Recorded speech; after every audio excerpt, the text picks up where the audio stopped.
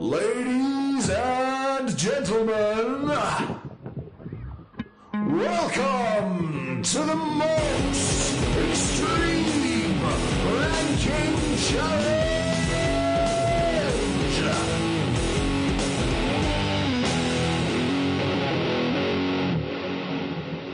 Welcome, everybody, to a brand new Most Extreme Ranking Challenge. This time, I am so thrilled to do this because I've been wanting to do this ever since we were working on this show idea, which is MCU characters, like all of them from the Marvel Cinematic Universe. But we're not doing just heroes. We're not doing just villains. We're doing any character that has appeared on screen from these films. Now, they're going to be humans, boring characters, whatever. It's gonna be insane. And I'm here with my co-host Marcelous Samuel. What's going on? The one and only Lycan nerd Marcelous Samuel. Oh man, Lamar's not able to be here because he double booked himself, because he's the other man that I know that is busier than me, and so he's not here today. But subbing in for him is, you've heard him both times before. We have Matthew Johnson. Yep, skip it about niggas. Let's do this. Yeah. It's fucking great. Hell, he's not even going to plug anything. This is Matt Johnson of Nerdybit. You know his hats. You know his shirts. He puts it down. He made my logo. Give it up for Mad. Was that the edited out Doctor Strange spell that you just said at the beginning? It's whatever you wanted to believe, dog. It's whatever it is, because we're doing MVC shit today, and it's gonna be dope as fuck. That's that Lovecraft black magic right there. Oh, dude, yo, dog. On the real though, like I'm on episode 10 of that shit, and it's about to get real. Oh, I'm on episode 4. Oh, I love it so much. And joining us today for our guests are going to be, you probably have heard them if you know our shows on the Grand Geek Gathering Network. We have the DM, the GM, the everything of Game of Rassilon podcast, Ben Paddon. Hello. I'm here, and this is what my voice sounds like 24/7. And we also have my co-host on the show that I'm on anyway with Sam and Tyler, and we have And. Hey, And. I'm just kidding. No, we have Sam here. Oh my god, Ann's gonna freaking be here. I'm so excited. Man, I miss Ann. No. Hi, everyone. I am Samantha from anyway with Sam and Tyler. Yeah. And are you guys ready to start ranking? This is gonna be a bloodbath. I have a feeling this is going to be rough. No, I have a question first. Yeah, me too. Okay. Yeah. All right, Matt, you can go first. You want to go first, brother? First question I do want to ask is, are we talking, because you said earlier when it comes to characters, is it just purely in the movie universe? Are we talking all of Marvel? No, just movie. Wait, no, time out. That's about that. Is X-Men considered? Because technically speaking, X-Men are Marvel. No, wait. Let me get into this. So first of all, he said MCU. That's Marvel Cinematic Universe. I said cinematic wrong. I know that. I said it with my black accent. Cinematic. Just blame it. Just say it's a bandwidth issue, and your voice, the encode made the voice skip. Yes, sir. Yeah. Okay, so we're not talking anything Fox. We're not talking anything Sony. We're talking everything that's acquired by the MCU. So everything from Iron Man up to Spider-Man: Far From Home, which was the most recent Marvel. Exactly. Seriously? And we're not also adding in the Netflix shows, because I think that I think Marvel even forgot those even happened. I do want to say I am upset that we're not covering the entirety of Marvel, because I was planning to kind of sneak in through using Marvel v Capcom. I was going to use Death's Head, who exists in the background of one scene in one of the stages in Ultimate Marvel v Capcom 3. Oh, so you thought like cartoon, video game, movies, everything. I was thinking, that's what I was thinking too. Here's the thing. I was going even broader than that, because the presence of Death's Head. Death's Head originates from comics that were created by Marvel UK in the early 90s, which also includes Transformers and Doctor Who. But more than that, the Marvel v Capcom games opens you up to Ryu from Street Fighter, opens you up to Jill Valentine from Resident Evil, and broadens you out to everyone who's ever appeared in Super Smash Brothers. So my favorite MCU character was going to be, I was going to nominate for number 1. I was going to nominate Donkey Kong. But you fucked that up now, haven't you, Tyler? Well, you know what? I am so sorry that he's not. Well, you spoiled the next I'm going to take some. I'm going to take some of that too. I fucked that up. It's okay. Because Go ahead. I just know that we're all going to be fucked up after we see it's upsetting. Yeah, but what we're going to do on this list. We've learned our mistakes in the last two.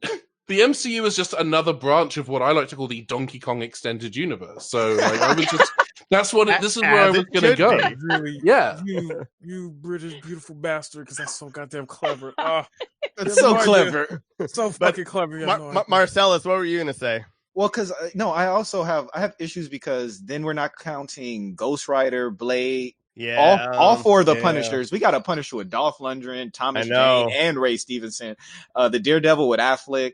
Those movies. Sorry, Marcellus. I do need to say the flip side of that is, and thankfully, we are discounting David Hasselhoff as Nick Fury. So you've got to take the rough with the smooth. Yeah. Sir, sir. Yeah. I like that movie. It's terrible. Oh my god, it's terrible. It's just one of those movies where you're just like, somebody okayed this, and you just have fun with it because you're just like, somebody out there is dumber than me, and I'm now living for this. I mean, you know what? Thank you so much. I had locked that away in the vault of my brain, and now it's back out. Okay, thank you so much for that. She said it's in the forefront. That's bullshit. If we're gonna talk about the Marvel extended cinematic universe, what about that Fantastic Four movie that Roger Corman directed that was never intended to be released? That was my other question as well too, because I'm like, there's technically one actor that played two different characters, so I'm just wondering if that counts. No, yeah, we're not. That's not counted. Because then, once again, we are taking the bad with the good. Because now we're losing Blade, Howard the Duck. I mean, I have problems here, but yeah, as opposed to Howard A. Duck. Actually, Howard the Duck is in the MCU technically. Yeah, it is technically from that one scene by Seth Green. Oh wait, no, two scenes. Okay, I think it's time for us to ask why is the MCU with number 10. That was a terrible Drax joke from Endgame. It was. I'm a nerd. Anyway, so we're gonna start off with number 10, and we're gonna have a judge for each and every single round. The judge will basically say what is taking the place of the rank as we go through this, except everybody has one card that they can throw in and challenge the judge. And the order that we're gonna go in today, from what I'm seeing on here, it's going to be Ben, Samantha, Marcellus, Matthew, and then me.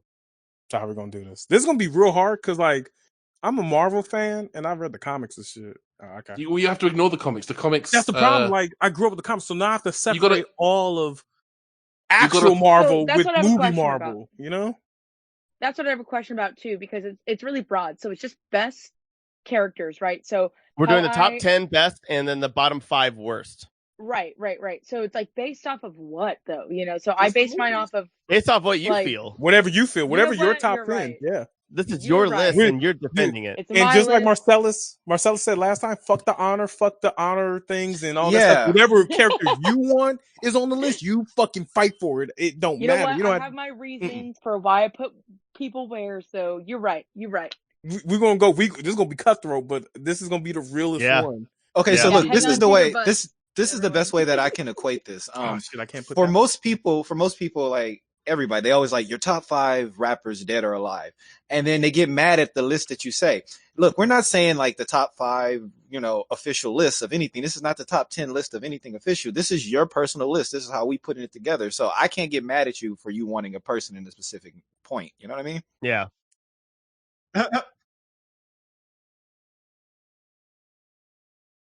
Matthew, and then myself, which I always hate being last. I really need to change my username on Discord. But so with the first one, Ben, you're gonna be the judge for the first round. So you're gonna go. So you're gonna tell us your pick last, and then make a decision as to who you're picking overall after you hear everything that we say. I'm gonna go first because I think I have a really good number 10 spot. I really do, and I'm gonna go just straight with Nick Fury, the man who started the whole Avengers Initiative. And here, his ass goes higher. You know that? No, he does not. No, he does not. And I have here's my debate. Spoiler alert: if you haven't seen Spider-Man, how long do we know that Nick Fury has actually been on Earth? Just saying. Nick Fury would have been higher, but now after that twist, after Far From Home at the end of it, where it was Talos the whole time. Who the fuck? He's Nick Fury though. It's Nick No. Fury. I'll give you that. Exactly. I'll give you that. Yeah, I'm I'll sorry. give you that too, He but- would have been higher, but I think now with that twist, he fell. My only argument with that is this: that it was very obvious that Nick Fury was different than the other Nick Furies Correct. that we have. He was very Correct. cartoony. He was different. He ain't smacked the motherfucker. True. There's no way that the Nick Fury that was in Winter Soldier that lit up all them cops when they were trying to ambush him, you know what I mean? And then laser cut his way through a street. There's no way that was a Skrull. I'm sorry. So Yeah. No, it was I not. appreciate your argument, but no. Bitch, you've been to space. Sorry, that's like my favorite line. Yes. It is an excellent line. Yeah, you're right though. Down to his humor, the way they wrote his lines, it felt off, and I thought, okay, maybe this is honestly, I was like, maybe this is Sony, but something feels off. So when they revealed that it wasn't really him, I wasn't that shocked. Yeah. I have to say, because I was actually more relieved. I was like, oh, thank God, because I thought they had messed up. Like, thank God. I like how she said, maybe this is Sony. Like, well, really? They let Sony write Theory? Okay. Well, Can I true. at least plead that we all love Nick Fury, but this yeah. is a list of humans, villains, and heroes. Like, let's start it off with number 10 being something strong that we know is not a mess up. Let's not give it to Hercule again. Okay, so I'll go. Hey, you know what? Stop it. All right. I understood that reference. Yay! Hey, you're not gonna start that up, man. I told you. Okay. I know. That was it. That was my one. Okay. All right, Marcelous, what's your pick? I'm okay. So I know a lot of people are gonna get mad at me about this, but I'm gonna go with Black Widow. And it's not to shit on her or anything. She's a wonderful character. She's really dope. But they, through 3 phases, they have underdeveloped this woman. They barely gave her anything. And she's got to make the list because she's one of the few humans that can like stand up to anybody, anything. So that's why I have to put Black Widow there. I've seen a lot of the movie, her regular movie. Through like clips and things with my friends, and the movie looks amazing. It's something that should have came out 2 years ago. So it's one of them things. So my pick for 10 is going to be Black Widow. That's a solid pick. I can't even really solid. It is a solid pick. She was actually going to be 11. Yeah, she was going to be my number 9 actually. She was going to be my number 9 actually because her in Endgame she was so good in Endgame. Okay, alrighty, Matthew or Sam? Sam, you got one? Because I got one. But I have many. Oh, I'm sure you do. I have many. Okay, so my number 10. I have to say something about Black Widow being like the only female on this thing. I guess I have to say something, right? She better not be. She's not gonna be the only female. Nah. How dare you? Oh my God! There's like, oh no. Okay. I'm mad at you right now. Can we contrive it so that every person on this list is a woman? Yeah, there it is. Please. What is Groot? Wow. He's a Flora Colossus. Oh my God, no. Anyway, for me though, I loved her up until a certain point. Like her in the Avengers, amazing. Still gives me chills. That first opening scene, amazing. I watched it the other day. But they kept trying to put her with different people and kept trying to like get her to be with certain guys. And whether that you can argue that was her being like a spy or not, I don't think it was. It just seemed like they were setting her up with this guy. They were setting her up with that guy. They finally landed on Hulk. Spoiler, I guess. But, now I'm getting back to where, hey, I really like Black Widow and I can't wait for her movie. Okay, my pick for number 10 is Happy Hogan. What? He's been there. No, that's it. That's the list. That's it. List. The list is just Happy Hogan. It's Happy's all the way down. I love Happy, but man. If you're starting with Nick Fury at number 10, Happy would not have made my cut, but Nick Fury is much higher on my list. Okay? You're not wrong. I said what I said, Tyler. No, it's fine. Look, I think you guys are forgetting how many good characters are in this MCU. Yeah, like I'm just saying, Happy, particularly Happy in Iron Man 3, where he's chief of security now, or head of security at Stark Industries, and he's full on like micromanaging people who do not work there. It's brilliant. It is brilliant. Yeah. And you think he's going to be a throwaway character, like it's just a cameo because he wanted to be in the movies. Well, like him in Spider-Man is amazing. Like I love him in the Spider-Man. He made me cry in Far From Home. Like, oh yeah. Yeah, he's developed and he's spidered his way throughout the MCU, so that's why I can't argue with you, but I'm not gonna. I mean, he's number 11, like you said. I get why. Yeah, I get why. And he's with Marissa Tomei, and like I'm jealous. Let's not get into that. Yeah. Amazing. The actor who plays Happy is like the best fucking chef because there's a movie called Chef Out and he makes like the best grilled cheese. Yeah, he wrote and directed. Was amazing. Jon Favreau. That's John. He wrote and directed that and Iron Man. He started the MCU. Yeah. Like and that's kind of why I put him on the list too. So it's a little bit more than his character, kind of. Honorable mention, kind of. Yeah. Oh, okay, that makes sense. Okay, I'll give you that. I also want to say Stan Lee just as an honorable because I can't not. But anyway, I can tell you right now, Stan Lee's on my list, and I was gonna say very, very high on my list. I'm just letting y'all know. Shit. He makes a point in every movie, and he's not just like. It's to the point where Stan Lee. Okay, let's just get into that when we talk about Stan Lee. Yeah, we'll talk about that later. Yeah, a little bit later. Right. Matthew, what is your pick, sir? My character is not even human. Actually, it's not even a physical body until later on when one of the Infinity Stones comes into play. My number 10 choice is Jarvis. Hell yes! Wow! Wait! Whoa! Jarvis, or are we also? No, I'm saying Jarvis because specifically Jarvis, Prevision Jarvis. Yes, Prevision Jarvis, as in the AI itself that has helped Tony Stark and everybody else in the fucking Marvel Universe at one point. Okay, like he is dope. He is intelligent. He is obviously a AI computer, which is also pretty fucking cool because that's in my field.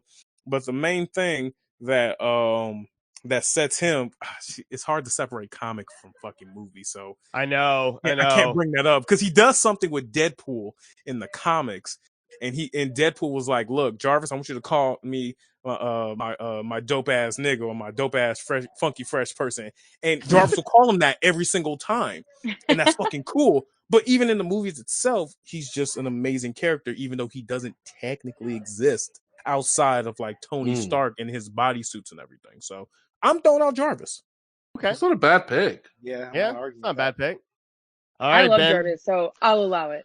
All right, Ben. What is your 10th pick, and then what are you going to pick for the entire rank? My 10th pick is not going to make it onto this list at all, but I put down for number 10. I put the guy who was at Cap's support group at the beginning of Endgame, who went out on a date and cried for an hour. That's a realistic statement. Legitimately, here's why. This is a person 5 years after half of the planet has been wiped out.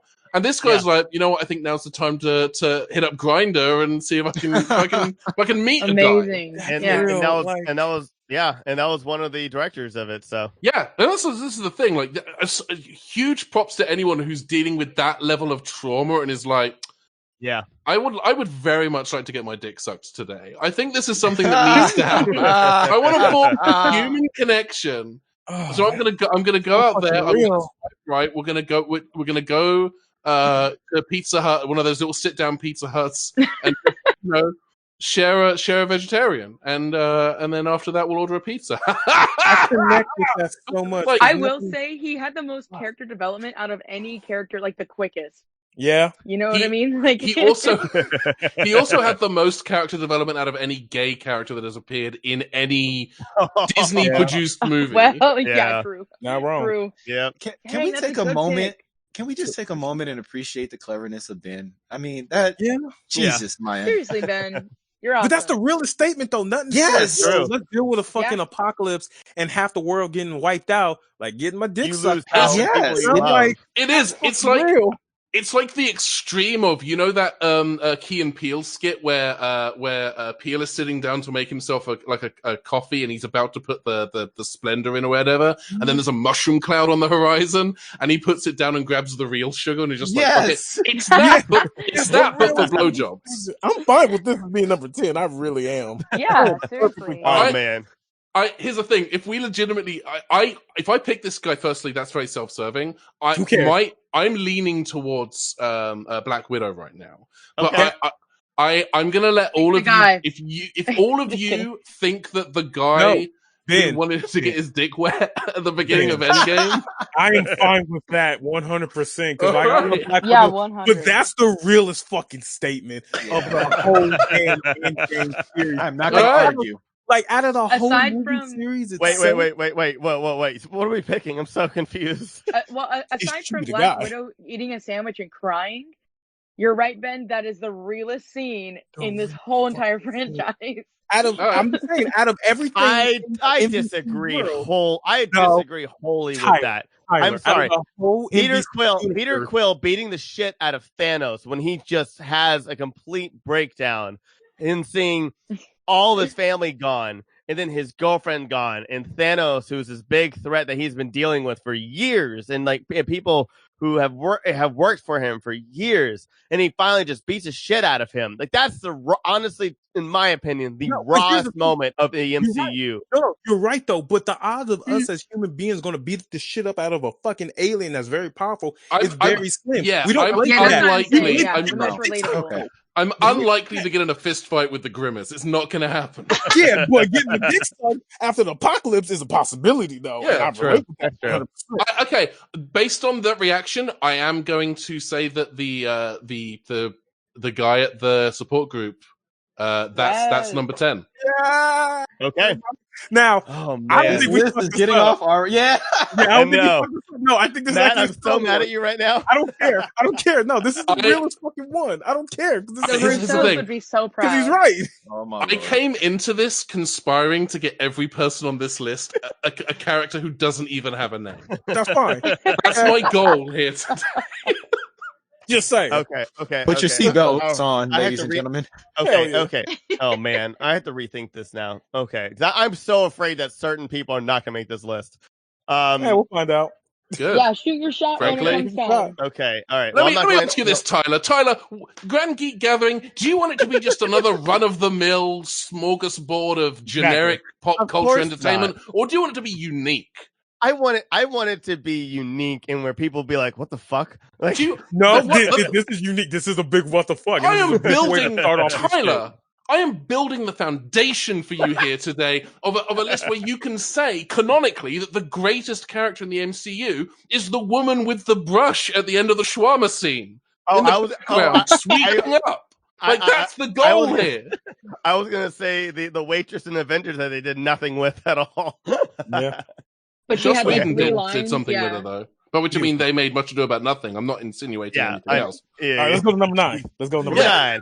Numero nueve. Alright, With I'll start this off. Samantha is our judge on this one. Who would like to go Oh first? boy. I'll go first. I don't mind because my number 9 pick was Ultron, but I'm gonna say scrap Ultron because of what just happened with the last number 10. God damn it. I'm going number 9. It's fucking Black Widow. Okay, that was gonna be mine. That's So a good I'm gonna, pick. yeah. So I'm gonna. Okay. That was gonna be mine, but I'm gonna switch mine now. Okay. Yeah, I can't argue with that because if she doesn't make it in like by 8, I know. like niggas ain't I gonna know. make it. It's like in the Exactly. universe won't like treat her well, but we will, and she will be on this list. I guarantee. Yeah, I agree. Okay. That's what I'm saying. Marcellus Okay. or Ben, you want to go before me? Marcellus, please. No, Ben, go. I'm scared to go. I know. I'm so scared right now. You I should be know. scared. All right. Yes, you fucking should. All right. It's beautiful. My nomination is the dean at MIT when Tony Stark is giving his talk at the beginning of I Civil War can't- when he's doing that hologram thing. Absolutely. He's doing that hologram thing to reenact the last time he had a conversation with his parents. And as he's leaving the stage, Dean Oh my Pelton God. from Community is there trying to like hit him up for money. And it's like the balls on this man. He's just watched Tony Jim Stark Rash. like just Oh my watch Tony God. Stark bare his innermost on stage. Oh, Basically have a personal therapy session in front of countless Oh. MIT students, and this guy's like, "That was really cool. Can we have some money?" I can't. I The can't. absolute Hot dog. genitalia on this person. I am God damn it. 100% Oh my okay. God, Ben. I'm perfectly fine with Ben just making this top Nope. 10 list. I'm fine with this. We don't have to do a ranking challenge. This is rank his shit. Period. No. I'm fine with this. Oh my god. I'm trying to Marcellus, blow through my list. I got a pizza coming in 20 minutes. We got Oh my 20 God. fucking minutes to give us your whole goddamn list, dog, because this is fucking amazing so far. No, we'll do this. We'll do this properly. Marcellus, please. We can't fuck this up. No. Wow. Ben did his research. He knows Marcellus, the that was location. fucking beautiful, and you know Jim, it was. That Jim was Rash amazing. in Iron Man 3. Okay, great. Holy fuck. No, I can't. I'm Tyler, sorry, you but know no that- character. Look. Like no. Okay. I'm gonna tell you right now. Not one character from Iron Man 3 is gonna make it on this list. Thank you. Oh no, thank God. Iron Man 3 was the biggest just middle finger to. Really? Yes. Iron Man 3 is my favorite of the standalone Iron Man but it wasn't like movies. a Iron Man I like 3 Iron was Man the 3. worst fucking movie. It was almost as worse as Iron Man 2, where they switched the black guy and expected us not to notice that shit they was put a funny as nigga fuck. that was a foot shorter and darker is supposed to be the same motherfucker. No. And then It's, Iron you Man know how 3 when you photocopy a photocopy and all the darks get dimmed? That's what happened. it was, right? yeah. Yeah. Definitely. It's just a 100%. photocopy. No, Love Don okay, Cheadle. no, okay, fuck both of y'all. And I love Don And look, Cheadle. I was okay, so and happy look. when they recast Yeah, him. Don Cheadle's amazing. no. Okay. I like Terrence Howard, but when they said Don Cheadle, I was like, oh, actually, I'm not mad anymore because Yeah, they could because have he done was the way one that much wanted worse. to leave. Right? He was the one that wanted to leave. He didn't want No, to be Ter- in the movie. Terrence No, there's Howard more wanted to money. that. No. He wanted more Terrence- money. He He wanted didn't more even money. want. It wasn't even the more money thing. Okay, we're gonna get this off on this guy. Wait, It wasn't Wait, even hold the on. more. He Wait, asked who's your for, choice? huh? Who's your choice? No, fuck that. First of all, Iron Man 3 sucks because if you're an Iron Man fan, no, listen, straight up. Okay, so we can get this done quickly. All right. All right. Iron Man 3 sucked because if you know anything about Iron Man, they teased the Iron Man Hall of Iron suits. And then they Yeah. were made it seem like they were going to use these suits throughout the movie. And then he blew up all the motherfucking shoots at the end after using them for 5 minutes. After using them at the end of the movie. For though. a Like, second, like each one, it was bullshit. It was wrong. On so Yeah. many levels, I it can was argue wrong. that. Yeah, Iron Man 3 okay. is my favorite It was Iron Man movie. it was I'll go almost on as the record. bad. It was almost as bad as the Mandarin twist. Okay, so Yeah, I can that keep was going. I shit. can keep going on so much things about this franchise that was wrong with it. And then furthermore, what was I saying? I was saying something else. I smoke weed. Iron Man 2. Oh no, okay, no. And this is the last thing. Wait, Okay, I remember now. wait. You know who else smoked a lot of weed? It was the Mandarin in Iron Man 3. And he had some Oh good my weed too. Yeah, good shit. Trevor. No, okay. And this was the thing about Terrence Howard. Yes, he did ask for more money, but he would have took anything. That nigga would have took anything. The problem was Terrence Howard was too big to fit into the prototype suits that they were using for what's his name? Robert Downey Jr. They needed somebody that was the same height, same stature, so they can use the same suits over. I have heard this straight up so many times. It would have cost him so much more money to get Terrence Howard's tall ass his own suits fitted. Yeah, Bottom he's like line. he's like 6'4" Yeah. or something like that. Something crazy like that, right? Yes. So they would have had to got a whole nother set of suits just for him. Not going to happen. So my pick for number 9. What's your pick? My pick for number 9 is Terrence Howard. No, I'm just no. My pick was Drax. Was Drax the Destroyer? So much. Because I love him. I know he's not going to make it too far up, but when they picked Bautista to be Drax, I was just like, what? And he won me over. He did his thing. If you know anything about Drax in the comics, he did a pretty damn good job of translating that over. And like, He's better. Drax, I think he's better in the movies than the comics. Yeah, he's awesome. Wait, in the No, movie, no, It's a different interpretation of the same character, but Yeah. I love the energy that Batista brings to it in the movies. It's perfect. He's a perfect character. If you can see him, because most of the time he's invisible. I can't see him. Oh my God. I can agree with you on that level because it's the whole point. Like, you wonder how this is going to translate, and he translated it so well. So that's why you can be like, oh yeah, this is even better. So, And I don't know if y'all watch wrestling, but I watch wrestling, so I've seen Batista when he was in WWE, and him playing Drax as a character is completely out of his element. And Exactly. he's wonderful Yes, sir. as that. Yeah. But we're seeing Bautista do a lot of crazy stuff. Yeah. Yeah. True. He pulled some babysitting. He so- was a babysitter and a super spy, some other shit. And Yes, sir.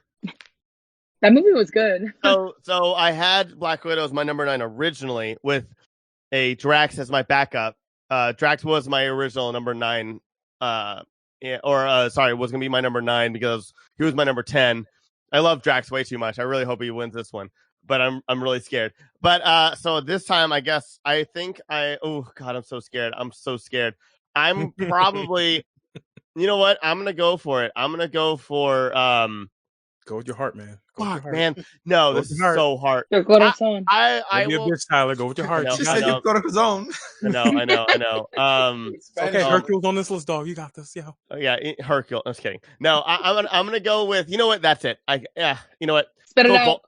Phil Coulson. Phil Coulson. Okay. Okay.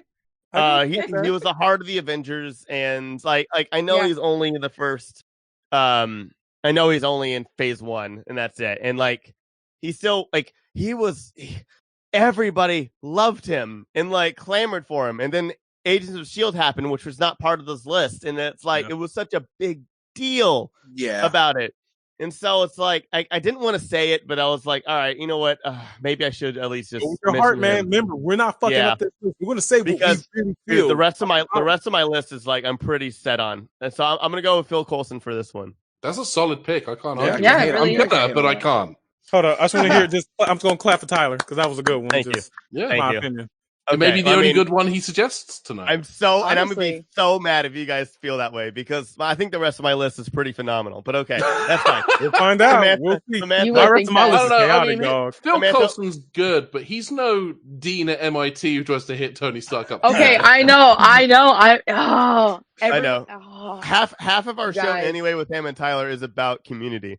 Anyways, Samantha, what is your pick, and then what are you picking for the rank? Ben knows me so well already. No. Please. Oh my God, please. Oh my God. Okay, so we have Dean Pelton, right? Jim Rash. I'll say Jim Rash. We have Black Widow, right? And we have Phil Coulson. Those are our options. Drax. No. I put Drax. I made Drax. Yeah, Drax. You get to tell us who you. But you also have your own. Who's your choice? Correct. Yeah. My choice is actually Falcon for this one. Okay. Okay. I love Falcon. And there's so many characters within just the MCU that you start thinking about. You're like, dang, because I am partial to the Captain America storyline, and I love Falcon. Same here. I love Falcon. It kind of depends on where your heart lies, right? So, oh God, this is tough. Out of all the movies, my favorite out of all of them was the Captain America movies. Right. They were consistent. Yeah. They were consistent. That first one, the first Captain America movie gets a lot of flack, but it's like the thing you have to remember it is a pitch perfect, tone perfect kind of. Yes, sir. It's a kind of homage to a lot of like 50s World War II movies. It's shot that way. Even like the exterior shots of like the airplane and the train and so on are shot in the way that model or rendered because it's CG are rendered in the way that model shots of like World War II airplanes would have been shot in the 50s. Like I love it. And also it's the guy who directed The Rocketeer. Like that's another thing. Yeah. Thank you. So I mean I think Winter Soldier is the one I like the most. I don't really I hated Civil War, and I don't like number 1 that much. I have an appreciation for it on a technical, like what Ben was saying, but I still don't really like the movie all that much. I love Winter Soldier. Civil War. Falcon. I hated Civil War. Tyler, it's okay to be wrong sometimes. This is fine. Okay, it's fine. But Sam, it's right. It's their choice. I'm just saying they can do whatever they want. So yours is Falcon. So what are you picking for this? Like Ben was right. It's super self-serving to pick your own. It's not. But here's the thing, though. If you really strongly believe, though, if you strongly believe it, you can pick your own. Yeah, I choose Falcon. Both of us have done this. Falcon. I choose Falcon. Everyone. Oh my God, no! Genuinely were amazing. I wanted Drax so badly. It was tough, but I believe in myself. I'm choosing Falcon. All right. I mean, alrighty. At least this list is honest so far. You can't get mad. Yes. Don't mess up this next one. Oh my God. Oh, I'm going to definitely. No, I can't even look. Honestly, Falcon being number 9, that's a solid pick. I understand what you're saying because but like when you think about his part throughout the MCU, how he's developed, where he ended up, he's fucking Captain America now. So yeah. He's just a human being. He's just a regular fucking human. Thank you. Yeah. So yeah, exactly. Well, he's black. You already know that they already make that seem like we super. So you can't even say that. It's true. Yeah. That's not even me trying to self-serve. They make us seem like we. I love Sam Wilson though. Oh yeah, yes. He's amazing. Okay. Well, man, can I? No, I'm not gonna go first to number 8. Okay, do it. Come on, go do it. Marcellus is the judge. No, I'm gonna wait a little bit. You know what? I would really like Ben to go first for the love of God. Ben Savar. Bring this on home, dog. Please. I'm so scared. All right. Okay. Please. So my pick, kind of continuing a theme, is is there's a character in the Avengers, otherwise known as Avengers Assemble in the UK, because we already had a movie called The Avengers, and it features Sean Connery, the late great Sean Connery, trying to make storms appear everywhere in the world. It's a dumb film, but it's our film. Uma damn Thurman. it. I'm into it. Rip. Uma Thurman and Ray Fiennes, I believe. Yep. But my pick is the guy on the airship who gets caught out by Tony Stark playing Gallagher, and here is why. Oh my god! Firstly, He goes back to play. there's so much. man. There is so this. Damn it. Again, there's so much about this person that makes them incredible. Firstly, that is a proprietary operating system. They're not running OS X or Windows.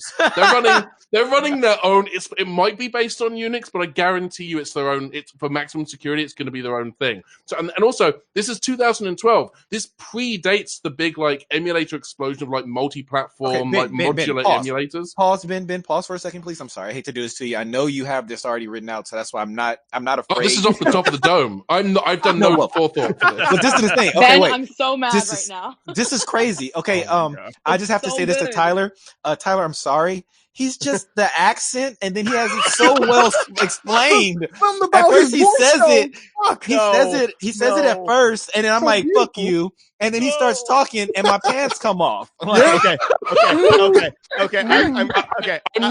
I do need to stress I am not wait, finished. you can't, Tyler. Yeah, Tyler. No. Tyler, you can't talk right now. There is more. Go ahead, Ben. So- Go ahead. Continue. So yeah, this predates the multi-platform emulator explosion that happened in the early 2010s. So this person had to firstly build, at the very least, port his own build of MAME to that proprietary operating system. Secondly, he gets caught by Tony Stark. Tony fucking Stark calls him out, says, that man is playing Gallagher. And what does he On do the minute clock. on the clock, dude? Like, the world could end in 27 of your Earth minutes. And you're like, well, I've got a high score to beat. Fuck it. That's fine. That's perfectly fine. But the thing is, as soon as no one is looking at him again, what is the first thing he does? He boots that emulator back up and he resumes his game. He's back at it. As a He computer doesn't tech, give a shit. as a He computer gives zero tech, fucks. I can confirm this, and he is right, which makes it even more interesting because the whole hotkey system to switch between Windows and different programs didn't really get introduced until after 2011 when Windows 7 got introduced. Oh yeah, he had to. He had to code that shit. If he's create porting that. MAME by himself to a proprietary operating system, he's hard coded a boss key so he can switch back to fucking Excel or whatever it is and to add he's on supposed to to be it, looking at. to add on I'm to so what you're mad right saying, now. You have to code that shit in C++. And Yes, you that's can't- the. Yeah, it Python wasn't didn't even. fucking Yeah. exist back then, nor did Java Uh-huh. as well too, because Java was in its basic. It's not going to be Java. It's pre Ruby on Amazing. Rails being adopted as a major thing. Like this is what happens person- when you get nerds together and we. Yeah, explain this is stuff. this guy here, Gallagher guy. This is his pet project. He's been like, it's like that the minute he finished MAME, he was like, okay, can I get Doom running on this thing? Like that's 100%. that's absolutely what he was going to work on next. His dick gets hard off this right here. Yeah. Okay. Hey, there's that's a it. reason he got Okay, hired may in I? the first place. Okay, I have to interject. Okay, You don't have to, Tyler. But you You did gotta. this. You started I do. this. We could have waited to I get know. this, and you were like, "Hey, let's start it I know. off with Ben." oh man. Okay, Marcelous. Who's next? Marcelous. No, I'm the Marcellus. judge. I go last. I know you are. No, Are you I going know. right now? I'm going right now. Marcelous. can't. Marcelous. I Listen, can't. there are 5 characters who I believe have the best, Oh, the God. absolute best character arcs, changes, and in growth into everything. And I really, as great as Oh, God. as Ben's pick is, I really want you to Gallagher guy. Really- Say by his name. the Gallagher guy pointed Well, out by, the other by great thing about Gallagher guy, by the way, in the end credits where they have the copyright notice that Gallagher is copyright Bandai Namco, Disney misspelt Namco on the end credits. Wow. Yeah, amazing. Did they Okay, get sued? I don't Marcellus. think so. God. Marcellus. Oh, okay. Marcellus. Marcellus. What's your pick? Marcellus. My pick is very genuine, and I'm putting her low on this because I'm horrified that she doesn't make this list, because I absolutely think she is in the top 5 best characters of the MCU, and I'm really scared that nobody's Just going fight that, man. nobody's Just- okay with it. You don't have to put it down. Just fight it. No. Top four, I go. feel him. I feel what he's saying. It might not. I'm really worried about this one, and so oh my god, I'm so Say it. scared. Do it. Okay, Do it. okay, Nebula. Nebula Oh, Wow. I- Really? God. Wow. I did not expect that. Nebula neither. is Nebula is my favorite character in Endgame. She's the one who, not only are there two of them, and she has to fight with herself and fight basically everything that grew up and put the past. Remember, like, she knows Gamora is dead. She's with Tony Stark, and then she get rescued by Captain Marvel. Throughout the entirety of Endgame, she is on their side. And remember, she's the one that finds out, oh my God, we just got fucked when they came back from time traveling. I mean, she is such a good character. She has grown so much from just anger and resentment and being so jealous to what she was at the end of Endgame, and then now she's like joining the Guardians to actually find Gamora out there in the universe. Like annoying though. Yeah, no, I love Nebula. She's annoying though. I love Nebula. I do love Nebula. No, I'm with Tyler on this one. I think the thing about Nebula is this is someone who was a complete and utter like shitheel for like the first two Guardians of the Galaxy movies, reconciles with her sister, and is able to, in the 5 years between Infinity War and Endgame, is able to kind of put those demons to bed. And then, as a result of Endgame, she has to literally fight those demons again in the form of her past self. I'm going to step away from the mic. I have to get pizza. Absolutely, that's a good idea. I totally get what Ben and Tyler are saying. Nebula is such a good character. I feel like though I have a sister, right? I have a little sister. She's annoying as heck too. Okay, we've gotten to fights and everything. We fought over everything. Never once did I want to murder her though. So, okay, but you also didn't have Thanos as a parent though. I don't know who my dad is. And like, hey, I'm right with you, Sam. So I'm like, it might be Thanos. Shit, I don't know. Yeah, who knows? But I mean, but she wasn't disassembled by her father and stuff like that. And they literally tortured because her in Endgame, though. I will say. That's I did like her in Endgame. Yeah, her in Infinity War, and then the growth into Endgame, where she is a hero and she finally feels belongs. Like for me, spoke so many volumes for myself because of how I've tried to fit in.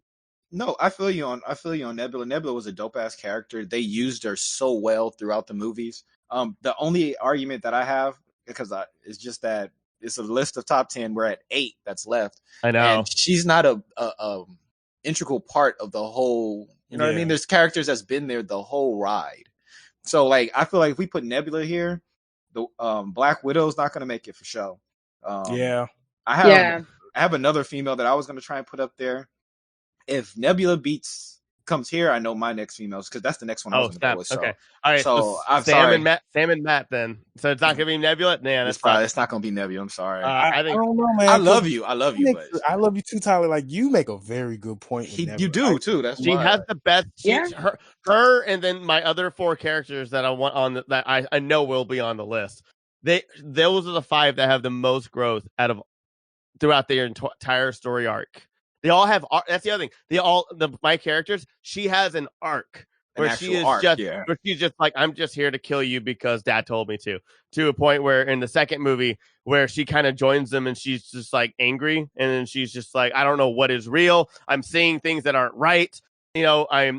People hate Dad, and now I'm seeing Peter with his dad, and maybe the relationship between them at the end of it is the same thing with me and Thanos. Maybe I need to fight and kill him off too, and then. He gets her again. He breaks her down where she is brainwashed again, all the way up to Infinity War, where Tony Stark and her are stuck, and she just sees everything how it is. Endgame, she's finally like, you can't brainwash me. I'm exactly who I am now, and it's awesome. I don't know. I think she's one of the best female characters in the MCU too. Dang. Yeah, I'm not gonna argue that. Like you're not wrong. You almost had me convinced. Mic drop. You almost had me convinced. Oh, she was easily the best character in Endgame for me. Easily. I mean, you're not wrong. You really. It's a good choice. I can't argue. I mean, I'm gonna because you got that pizza now. Gallagher guy is better than Nebula. I agree. Gallagher guy had an arc as well. Gallagher guy got caught playing Gallagher, and Gallagher guy kept going. Tyler he went back. He went back and play. Look, I would agree. She gave up, but Gallagher guy did not give up. Nope. I'm not even going to go with the Gallagher guy because in this case, Ben makes a good point. But Tyler, what if Nebula killed herself? She killed herself, bro. That's way more than that Gallagher. Gallagher guy wouldn't have killed himself. I would killed 100% agree with you. I would 100% agree with you as Nebula being so number mad. 8 on the list if Black Widow Would've was made it already already. on this list. Good I point, think- yes, sir. If Mhm. Black Widow was already on this list, I would actually back you up 100% and say Nebula should be on this list as well too. I would. But I think Black Widow should have been number 10, and then Nebula should be Absolutely. number 8. I No, get, no, but so we made our choices. But I know. like Yes, right sir. now, We can't turn back. my number 8 choice is Nick Fury. But one, we already have a black guy on the list already, which I'm already proud about. That's great. So I'm willing to swap Nick Fury for, once again, Black Widow, because Black Widow Okay. needs to So be we gotta on do this Black Widow. list. Yeah. And I personally believe Black Widow will not get higher than 8 or 7. And if Black Widow ain't Yeah. on this list, then we gonna have more people mad at us because Black Widow ain't on this fucking list. Okay, it took her what, several fucking years to finally get a movie and everything, and it still ain't out and everything. She made Nigga, me needs to get on choked this up. list. She choked me up at the beginning of Endgame, man.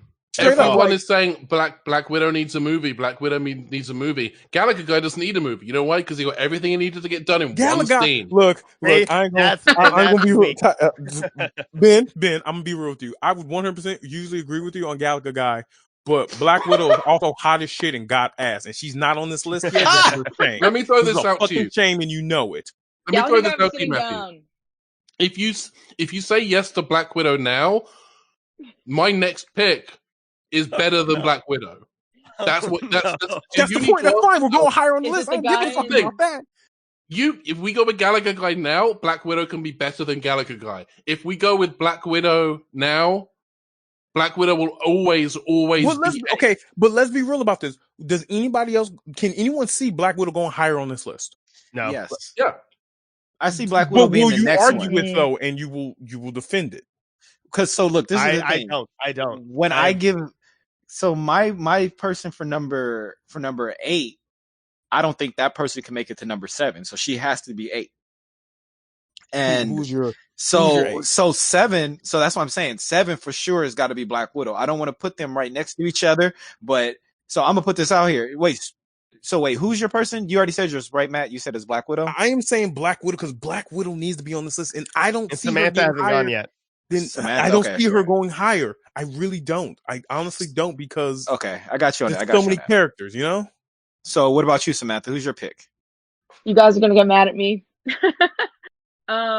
Swear to It God, is- if you say Gallagher guy, I swear. No. I swear to It's Baby Gallagher Groot, guy nigga. adjacent. Baby Groot. Wait, who? It's Gallagher guy adjacent. It's the guy sitting I'm next out. to Gallagher guy. No. Who's that? not I got next. literally. I got next. Not literally. No. He put his quarter up on the It's, terminal. It's Cameron. It's Cameron Klein from Winter Soldier. Who? What? Who's The guy that Crossbones is like about to shoot, and he's like captain's orders. Hell, nigga, get No, off I'm this just shit. kidding. What? Nah, you out. I'm Get the just fuck out of kidding. here. Nah. No, Wait, I'm wait. just kidding. You I'm just take her kidding. card. Wait. What is it really? I'm so confused. No. I was kidding about that. Actually, my he is God. like one of the best side characters. I was kidding, but no, my pick for number 8 is actually Spider-Man. Oh shit. Spider-Man's not gonna make it on this list. I don't think. Yeah, I don't think Spider-Man's can gonna tell make it that on this list. I still had to shoot my shot. I No, it's still had true. to do it. I still get had to that. do it. on the other list. Nah, I don't know about No, No. him and Far From Home. Oh god. When he's Okay, building He's wait. a I'm child. saving it. Look, I'm gonna save it for Yeah, we'll when we save it talk for about later. the worst. Okay, and Okay. I'm sorry that That's I'm gonna fine. do this to y'all character, and you guys just remember that I have a lot of love in my heart for you. Okay. Yeah, Yeah, absolutely. Okay. All right. we feel you, but Alrighty. So yours is Spider-Man for number 8. I had to do it. Okay, I I don't blame had you. to. all Much right, I don't respect. blame Give you. your That's respect. understandable. All right, Marcellus.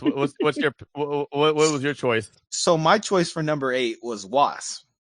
Oh, Really? Now, Interesting. so my thing was that I know she's been there just as long as Nebula, but I loved her character. I didn't think they were going to try and develop her the way that they did. The second movie, she came out pretty strong. They showed that she didn't really need Ant-Man. I like the fact that they show she doesn't need Ant-Man. That's like my biggest thing for the Wasp. I know that she's not going to make it any higher than this. I know that as far as it comes to a battle between Black Widow and Wasp, Black Widow's going to win. So that's why I'm shooting my shot right now, much like she shot her shot with Spider-Man. I can't argue with that, Marcellus. I do have one question for you, though. And that is, Respect. what is the Wasp's Gallagher high score? And I love you at the same you- Oh time. my God, no! Oh no! Okay, Marcelous, who'd you pick for number 8? I can't answer his question. It's bothering me. Quick to the MCU wiki. There's got to be an answer. Oh no! Oh my God. So I'm gonna choose Black Widow for 8. Thank God! Oh, you Thank scared you. the shit out of me. Yeah. Oh, No, I yeah, was for so- sure. 'cause Galaga I guy can't almost get that won. bad. He got me. No! Gallagher almost won. I don't blame him because something about Ben's No. voice, it's something about that beautiful British accent. God makes damn me it! want to just All right, Matthew, you're the judge. You're the judge now. Number 7. Oh my God! They're so Question. mystical. I'm so I scared. can't with Okay, an accent. Oh my God. okay, somebody go first. I don't care who anymore. I'm so broken. I'll go first. Okay. I'll go first. Hey, but at Okay. least so far, at least we're proud of this list, right? Yeah. This is better Yeah. than Yeah, what I'm we've not done the mad. I'm last not like as mad as I thought. Not number 10. I think when we get to number 5, I'll get really pissed off at you guys. But Oh, so yeah. far we're chilling. Yeah, We're yeah, chilling. buddy. Okay, Yeah. you guys have Usually, to it's right now where it starts turning. No, she's right. She's right. Top 5 is when it gets holy, and we're like, nah. Yeah. I have to say, I'm disappointed in this list so far. Eat your pizza. you It's gone. started I this. ate it. Fuck. Okay. You All right, started this. Samantha, what's your number 7? Okay, number 7 for me, because I know she is not gonna make it, probably ever, or anything like that. Oh, But I think I know who it is. oh, you know who it is, and you guys can't argue with me. It's the waitress from the end of the Avengers. I can't. No, I can't. I actually hate her the most. She's my top 5. I'm just kidding. No. My number 7, and I actually did move her down lower because I love her so much. She's my personal favorite because I identify with her, because I once too fell in love with a super soldier. No, I'm just kidding. Peggy Carter is my number 7. Yeah. My number Hate you 7 for pick. that. She is She was my number 7 too. so cool. Yes, awesome. So yeah, she was originally higher, but now thinking about it and talking with you guys, like talking this out with somebody, I realized that I think I do have to put Nick Fury higher. So that's why she could not be above Nick Fury for me. And like with the way that this is going right now, I had to put her in now, because I think she is human, just like Black Widow, but she had to get through the toughest time, especially to be like a woman in the workforce. Like she had to get through some tough stuff, and then after like post World War II, still climb and like break through that glass ceiling. Like that's tough. She's been through a lot. She's cool. Yeah, And to make as it a to the female level that she was character, I on. love her. Yeah. I think that they wrote her very well, in my opinion. Okay. Whew. Okay. I Anyway, you know like, what? so Solid this is the pick. thing. This is the thing about Peggy Carter that I like. The fact that she was at the level that she was at in the military, and they never, like how we were talking earlier with Black Widow, where they seem like to put her off on every male character. Peggy wasn't going for that. They didn't have her like flirting, messing around. It was just straight up, I like Cap and I'm gonna do my thing. Yeah. Exactly. And it's kind of hard, to find like a good female character I identify with personally, because she's a hard worker. She does what she needs to do, and she doesn't mess around, I like to see that. And she still retains her her femininity with like the makeup and the red dress and everything. And so like I feel like she's really well balanced. And so like I personally identify with that. I'm not saying that all female characters should be written like that, but I think that that's really cool that they did not over sexualize her or anything like that. I agree. Only in like Cap's eyes, really. So Yeah. And then the way she like punches that guy out in the beginning is so funny. Great, love It's it. pretty great. Thank you. That's all. Okay. Marcelous, you want to go next? So for my number 7, a lot of people are already gonna get mad, but this is where he's at for me. I'm putting Black Panther. Really? Interesting. Oh, wow. Interesting. Okay. Yeah. Okay, a lot of people will argue with me about this because they're just like, his movie made the most money. It was so revolutionary. It was so this, it was so that. And I agree. I loved it. But the fact is that they took so long to give us Black Panther. They only gave us one movie. Then they waited so long to try and even get the second one to go. Then when it came to Infinity War and all the other movies, they killed him off. They snapped him. He was gone. So they didn't give him a chance to develop. I don't see any real argument for him to be top 5, even though I feel like he's top 5 for me personally. It was the best part of Civil War, hands down. I did not like that movie, but I loved every single part of Black Panther being in it. Yeah, he was dope in Civil War. So only good thing to me. So when it comes down to this list, like he's only in like three movies tops, 3 or 4. So I'm learning a lot about Tyler's very bad taste in Marvel movies. Wow. This podcast. I don't understand how Civil War is you didn't like it when they had that Bucky, Cap, and Iron Man fight scene. That was it. That made the movie. Think the weakest part of Civil War is when you had that skirmish in the parking lot of an airport that they tried to make look epic, and it's just it's like people. It's like it's stupid. Like low budget gang warfare. It's like we want to make Endgame, but we do not have any of the money. It's like I was more threatened by West Side Story than I was in Civil War. When they're running at each other, it's stupid. Once they're actually fighting, it's great. But like those wide shots of them running towards each other, it's like, are you gonna hug? Are you gonna make out? What's about to happen here? Yeah, no. You could tell that they really nailed it, like to the audience. Like they really pushed it. Like, okay, this is who's on this team, and this is who's on that team, and that's kind of nice because for like the casual viewer to watch it, it is I would say like a kind of a crutch for them to like really also be included in the story. But yeah, you're right, it is cheesy, and you could tell that they kind of really use it just for like advertising, because it kind of gets across in a short amount of time. I saw the same scene at a WonderCon once. Yeah. Sorry. Well, I think this one of the things too that, and I won't shit on that scene. I agree that scene on film looked really bad, and I didn't like it. It was not one of my favorite scenes, but I think it was one of those times where, and they did this a lot in the MCU, where they took a scene from a comic book, like where they have a double page kind of spread thing, and they tried to make that real life, like the Infinity War, where all the characters are out and they're popping through those portals. That was something you would see on a double page inside of a comic. And I think that's what they were trying to do with that lineup, but the lineup wasn't thick enough for it to be right. And I think it's unfair of us to expect like an early Phase 3 movie to have those kind of like Infinity War Endgame style stakes. So I do think we are being a little bit mean, but again, it's like we heard an ice cream truck driving past the Anaheim Convention Center, and all the cosplayers have run to get themselves an ice cream sandwich. yeah, that's what I'm saying. I think I saw the same thing at a WonderCon once. Yeah, 100%. So it's funny to look back at it now that we are where we are in the MCU, and to look back and just say like, wow, we thought that was like deal at that time, but not knowing the full story. But especially now looking back at where we've gone in cinema, I agree with that. Anyway, who's next? I'm sorry. I really want to go behind Ben on this one. Tyler, I would like you to go first, please.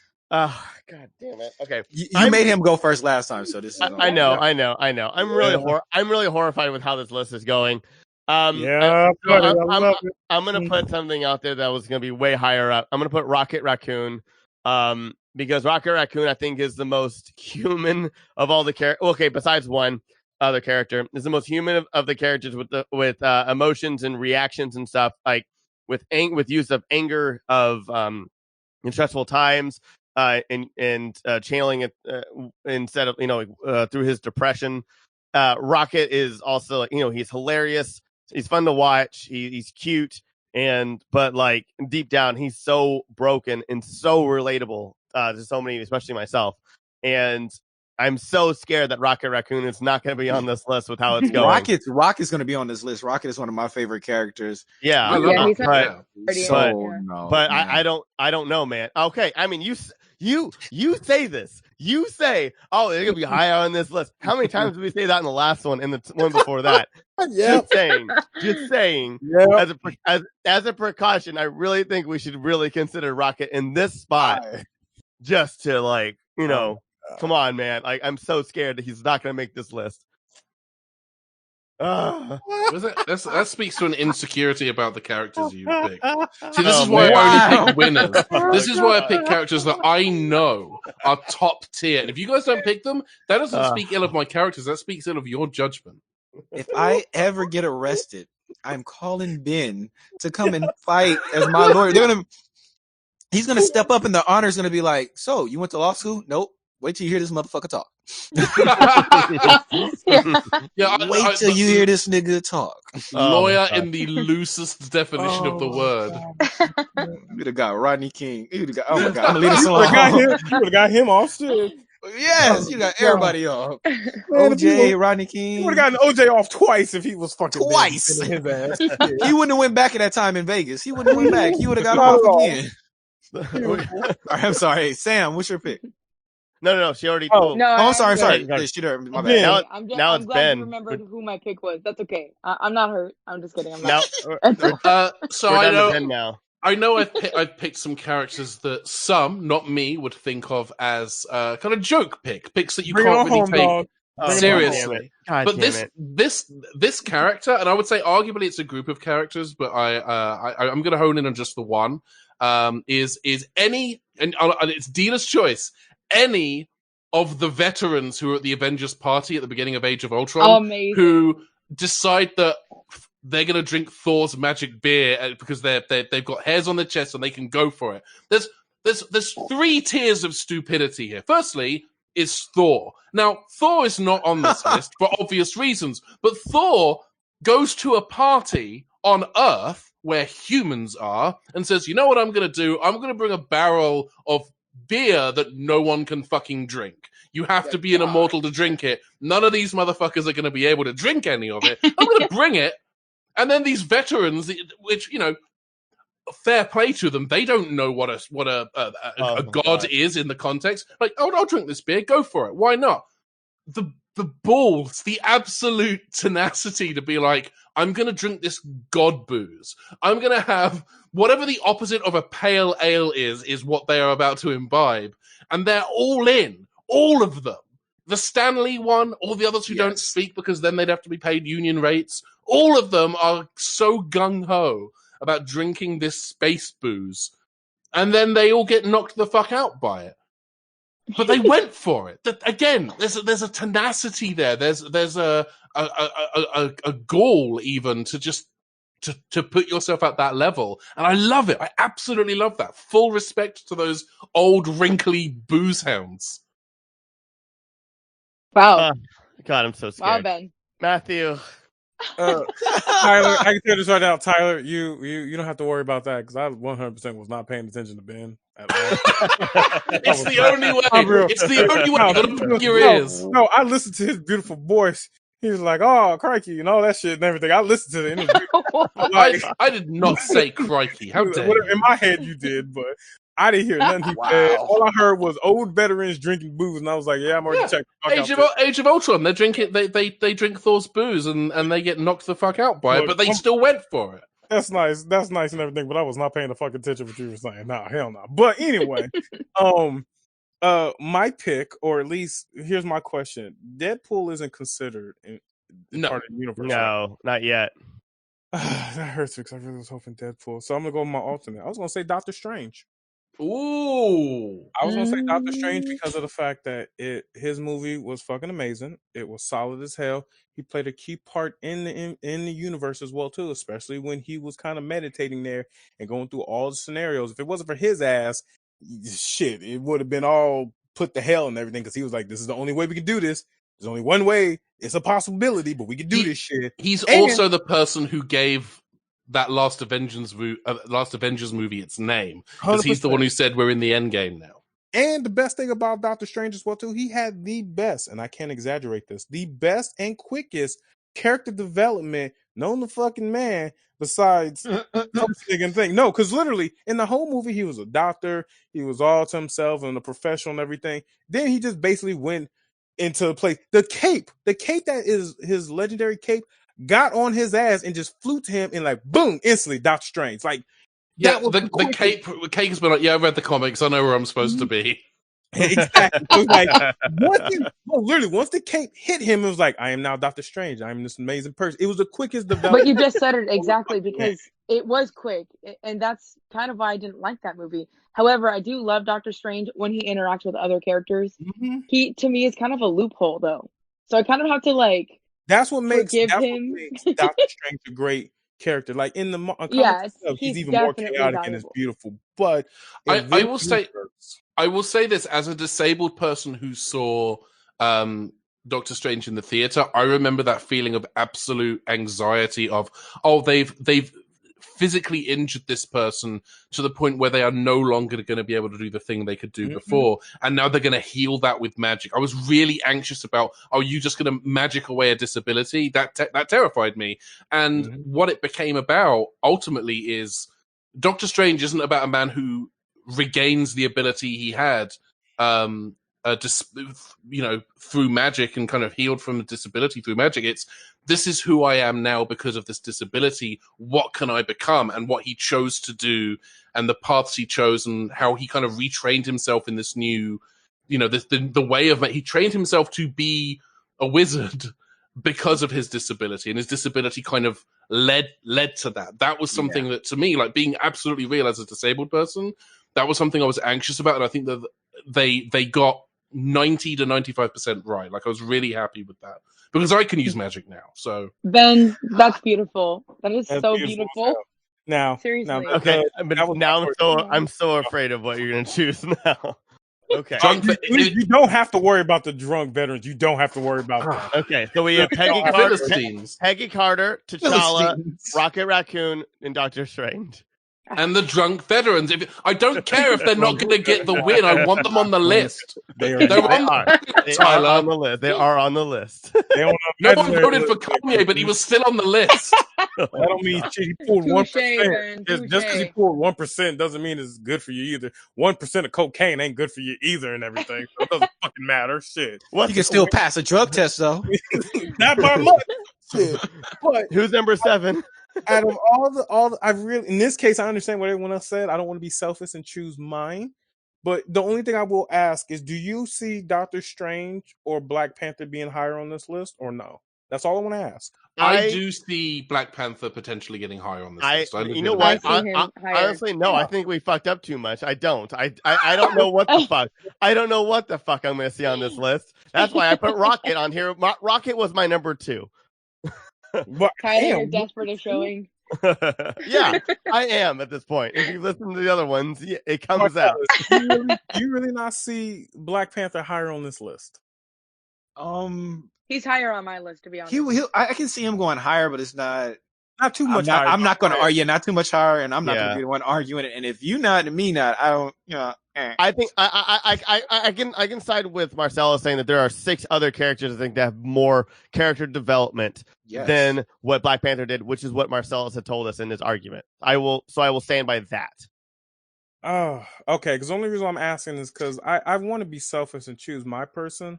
But if Black Panther can at least be argued higher on this list, then I will 100%. You know what? Fuck it. I'm going to choose it. I'm choosing Rocket Raccoon. Let's go, Rocket baby. I like people in show, but I like Rocket Raccoon. I truly. Oh no, he like I said, he was my number. He was my number 2, but I just don't. Also, Bradley, you guys scare me. He's hot as shit in my opinion. And Bradley Cooper's amazing. 100%. Bradley Cooper is dreamy as hell. Okay, so he really is. Number 6. I'm not. This is Marcellus. I'm not even curious. And Bradley Cooper. Let's go. Oh yeah. If Bradley Cooper, if you were walking down the sidewalk and Bradley Cooper just stops his car and just says, "Hey, want to grab a drink?" You're not going to say no. I will say this though. I'm going to bring back Doctor Strange again on this list. I'm just letting y'all. I will say this about Bradley Cooper. I met him once, and he was with his wife, and then after he left, he divorced his wife. In that order, I'm just saying. Sorry, the way you make it sound like you saw him out at McDonald's, and then as they were leaving, I was like, okay, so now we are divorced. Now, cool. Enjoy your McNuggets. I am out. In the grand scheme of history, that's the way that these events unraveled. So he met me, and then divorced his wife. I'm just saying. I get that. Screw Lady Gaga. Home wrecker. It was me. But using the same logic, I once saw Chadwick Boseman at a cafe in North Hollywood, and then he died of cancer. So what you're saying is an exposure to me Holy killed shit. Chadwick Boseman. Like Yo, that's, God. that's the God. causal. I'm be real with you. If he wasn't going to make that joke, I definitely was going to make that joke. He wasn't gonna make that. He Okay. wasn't- I saw it coming. As That's Ben why is I Black got God. one, Okay. Okay.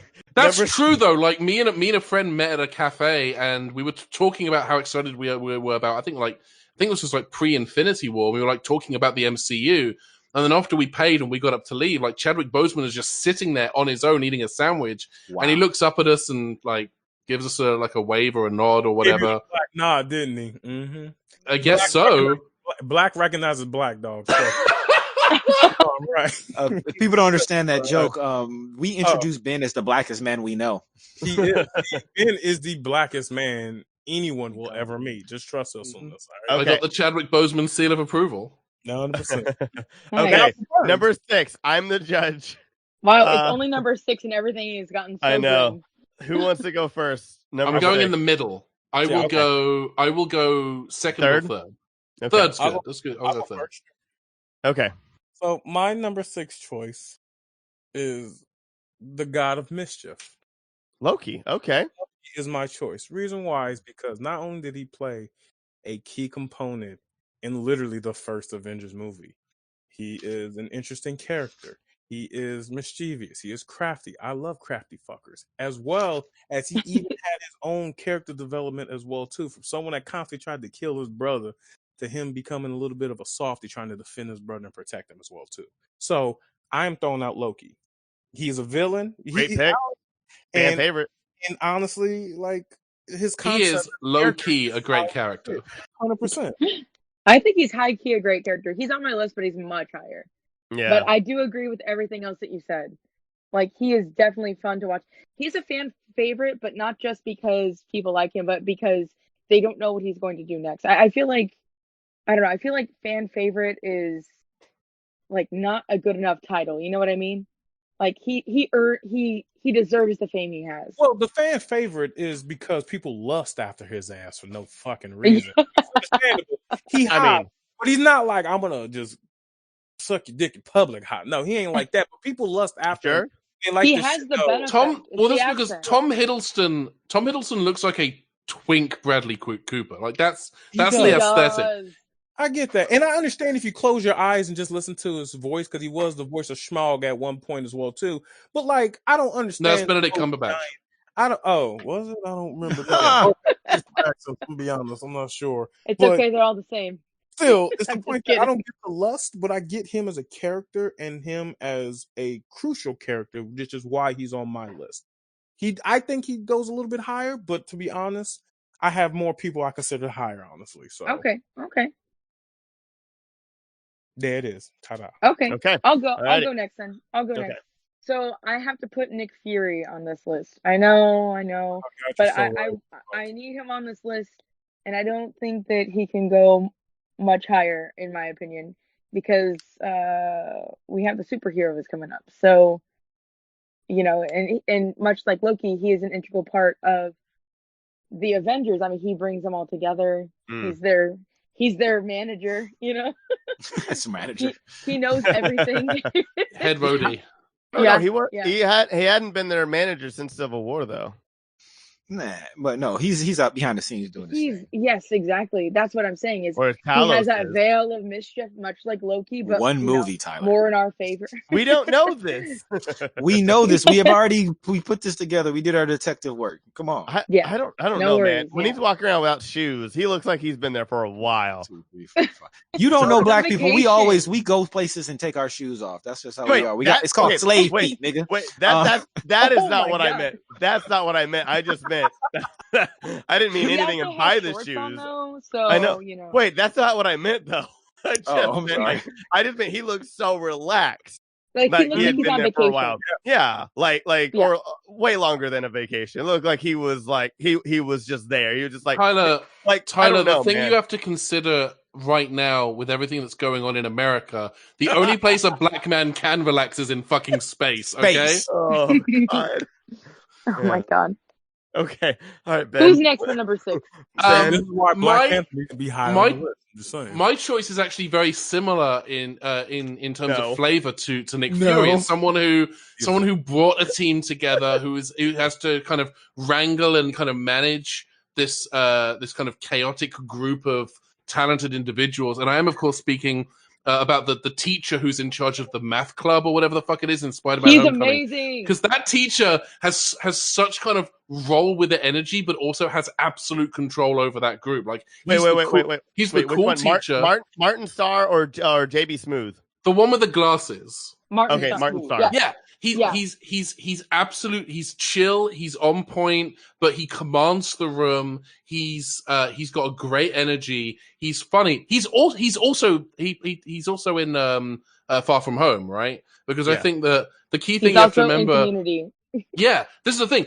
This is a man who is talented, skilled, and also knows how to roll with the punches. Because half of his students aged 5 years and half of them did not. And he's just like, okay, cool. Well, I'm still paid the same, so whatever. Fuck it. Like, I have absolute respect for this person who is able to teach children of variable ages, some of whom haven't aged in 5 years, and is able to just kind of roll with everything that is thrown at him.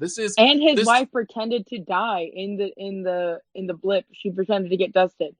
And then went off with a different guy. Like, yeah, isn't that he's great? Been through some stuff. Yeah, he's been through some stuff, but you know what? He He's legit still almost there. was on my list. I'm not even lying about that. Yeah. He was almost 10 on my list. He's in there, you know. Yeah. He's doing it. I have nothing but respect for my president of the math club or whatever it was. I don't know what it was. So Tyler, you have to admit that they're at least getting better. They are. I love Yeah. Martin. I love Because I love Martin Starr. we're descending to the better entries on the list. I love Martin Starr in that movie, even when he drops He's his great. camera, and it gives me the most anxiety I've ever felt. I know. Okay, alrighty. Marcellus, please. Mysterio, whatever, that camera falling in the. Oh my god, that was the worst. Yeah. So my number 5, sadly 6. enough, or six. I'm sorry. Number 6. Yeah. Oh yeah, 6. Why am I looking at? Oh, because my number 6 was Rocket, and we got him at 7. So 6, I'm gonna move mine down. I'm gonna say Howard the Duck. I don't care. Yeah, I don't give a fuck what y'all saying. He's a duck with a martini. Like, you know? I mean, like, he's a talking duck. He had an end scene already. The fact that they only showed him like a couple of times and he still was able to like be still in my head. He also fought. He fought at the end. He's running and charging, and he fights. Yeah, that's in true. Endgame. He fights in Endgame. So I know that I'm just merchandise at Disneyland too. Yeah. And it's just me because one of my childhood favorite movies was Howard the Duck. Like that shit was like, the original. I don't know if y'all ever seen that with him playing the it's creepy guitar as hell. and shit. I saw it. Yeah, he knew Duck yeah. Fu. So yeah, Howard the Duck. Okay. That's why I'm putting it out there. Okay. All right. I have my pick, and I don't know how this is gonna go. Mine's gonna be Eric Killmonger. Oh, he's higher. He's higher. Okay. Yeah, he got high. What? We're at number 6. How are we higher? No, Like, no. Eric is top 3. What? I don't. Interesting. No. He is higher. He is Absolutely higher. not top 3. He's the best villain they've ever had. Yes, Not true, which is but why he I'm putting. a very good villain though. Which is why I'm putting him here. I don't think he's top 5. I think he was in my number 6 the whole time.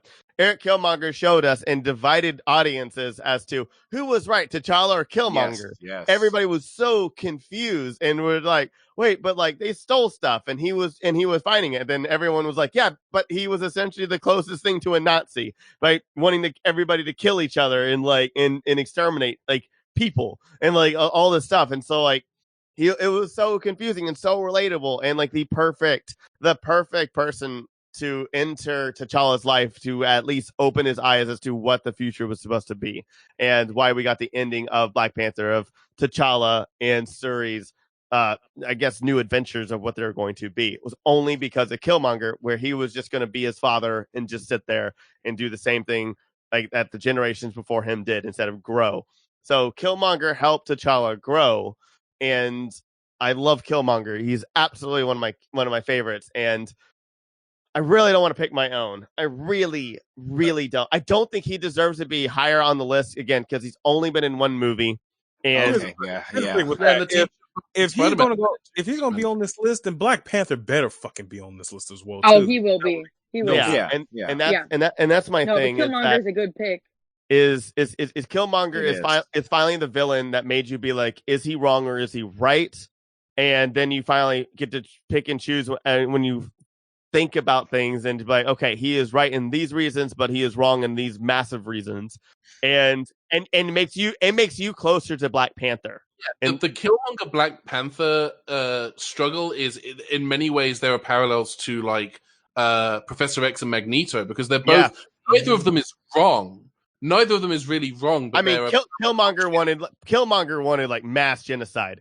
Like, let's be real. Like, that's not good. No, that wasn't that. He didn't want mass genocide. No, he didn't want mass genocide. No. Where did you get that from?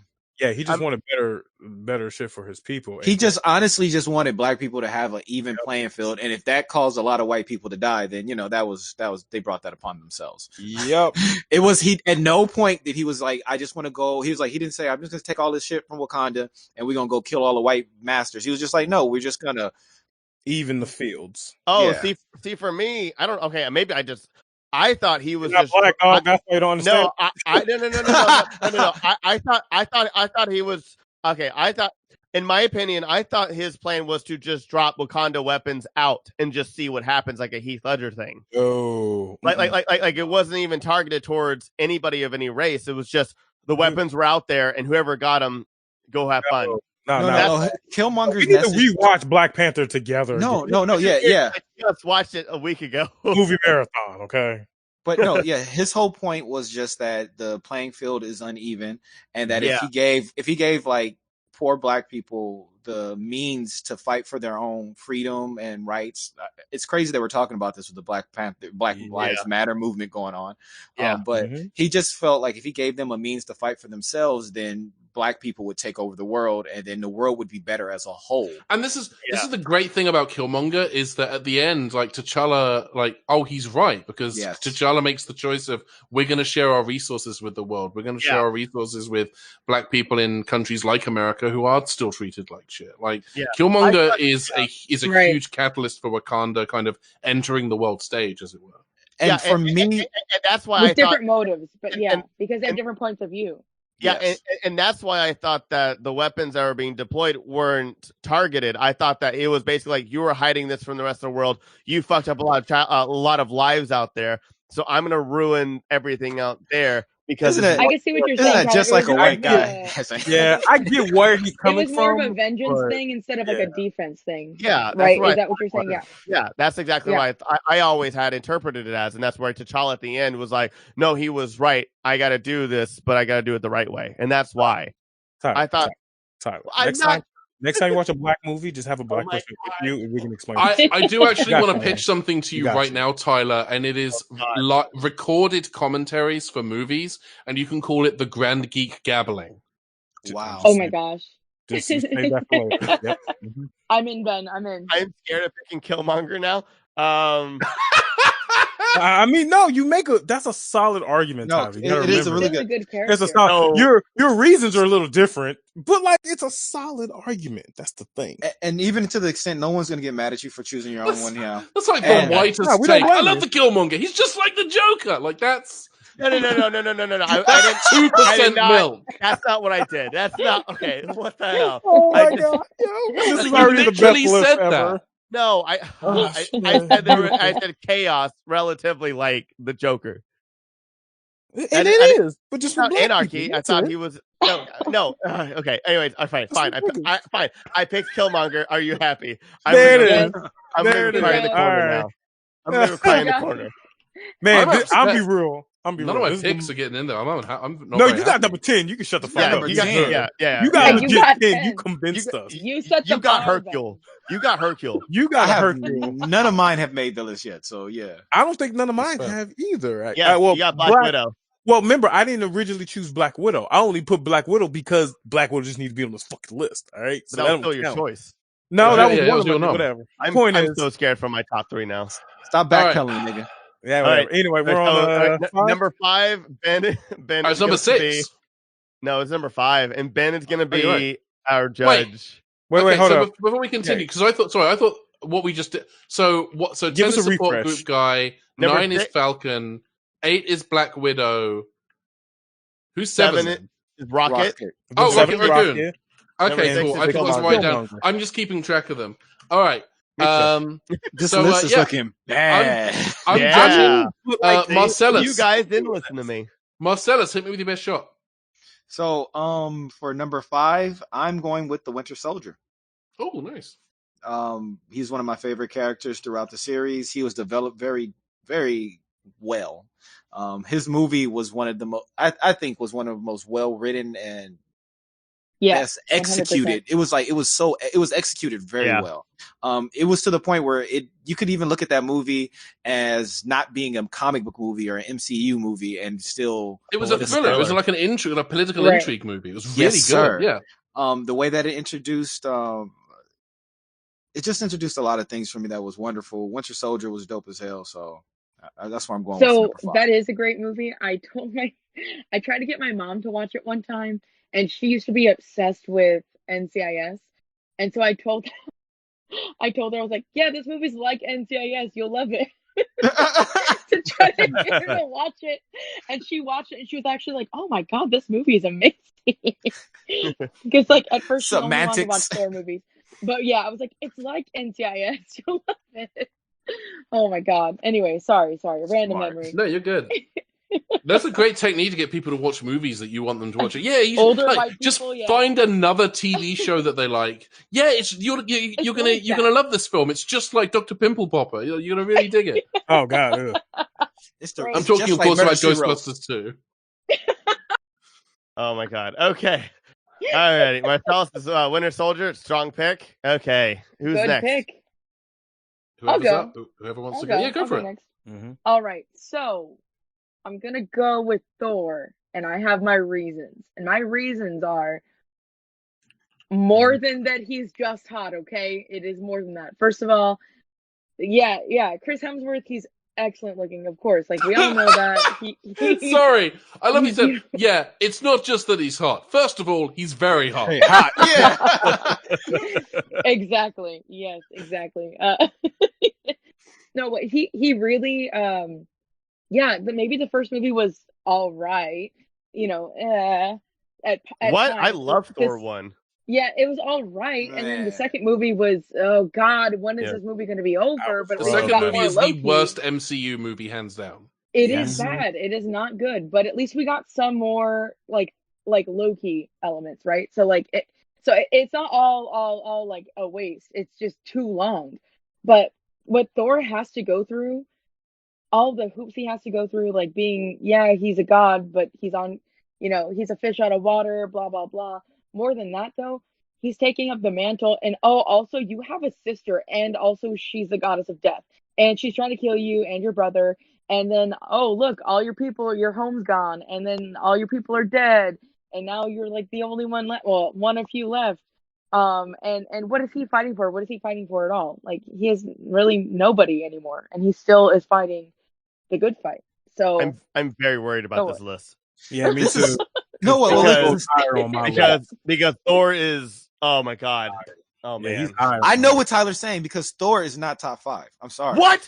No, that is not what I'm saying at all. Really? You better not say that. No. You better not say that. No, because look, honestly, and don't get me wrong, I love Thor in comic books, and there's so much potential for Thor in the movies, and they don't do it. Thor is my number one. I'm just saying it right now. He is Thor's your number one. MCU wow, character. Interesting. So he has been through everything. Oh my god. No. Okay, look, Thor so hard in Endgame with his mom. No, this is the problem. I cried. I was tears down my face. Yeah. Look, I'll give you that. But it came from nowhere. It came from nowhere. You didn't even understand. Listen.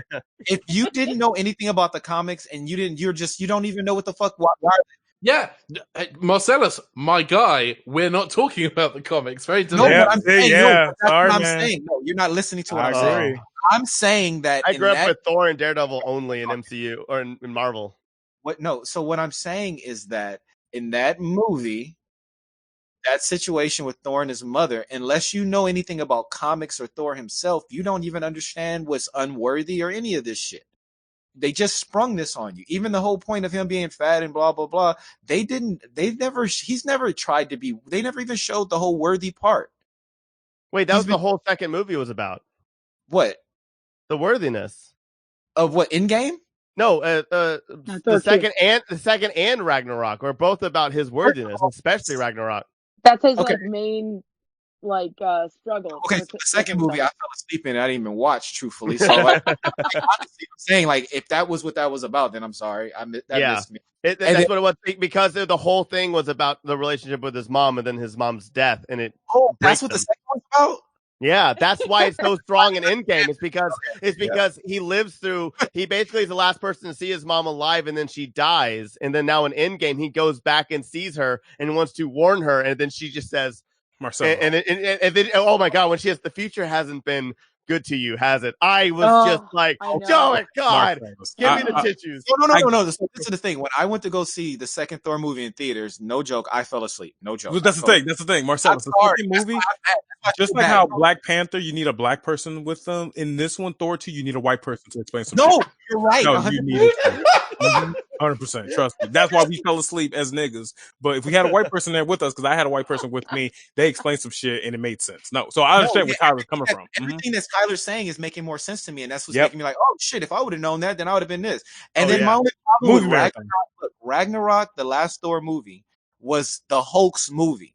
Like, I'm sorry, that whole storyline and everything. Yeah, that's not the Hulk's. That's not Thor's thing. So that's what made that wrong for me, and not even that's why I didn't like that. Yeah. The second movie was about about basically family and him being worthy. The third movie was basically about when the worthiness was when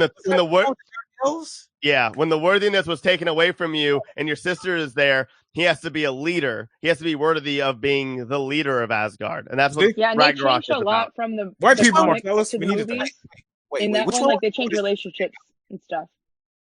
But it's like one of the darkest things to happen in Thor's storyline, but they made it hilarious. Well, you know what? I have a feeling. I'm going to say Thor number 1. We'll talk about it then. Just saying. Okay. Which one was the one where his sister came out? That was Ragnarok. See, that's okay. That's my problem with Ragnarok. They mix too much shit. All right, thank you. Because all right. No problem.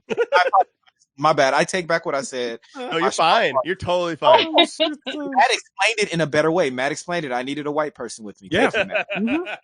100%. Oh man. Okay. Is it my turn? We're all learning and growing today. Yeah, we are definitely learning and growing. It is. It's you and me left. So. Wait, who did Ben choose? Ben is the judge. I'm last. I'm the judge. Oh, yeah. I got last. Oh yeah. Yeah. So I chose Thor for number 5. What about you? Oh yeah, you chose Thor. Marcellus chose Winter Soldier. What about you, Tyler? Who are you choosing? Come on, give me something good. Come on. I know. I'm thinking. I'm so scared about this list. I'm so scared about this list. I know. You know what? Well, be brave. Fuck it. Fuck it. I'm trying to not say repeats, and that's what I've always tried to do. But I'm going to T'Challa. I'm not gonna say anything else. T'Challa. So Black Panther. Okay. Yeah. All right. That's a good one. That's a good one. That's a good one. Because I was going to say I agree with you, but his ass is number 4 in my book. Just he's much higher. Either he's either 4 or Doctor Strange. It's 1 to 2. I have 4. I have my top 4. Now that Rocket's not there, I have my top 4. I'm pretty set. Now here's my question. I'm scared that they're not going to be on it. For your top 4, are you willing to switch out one of them for Black Panther? Oh yeah, I'm down.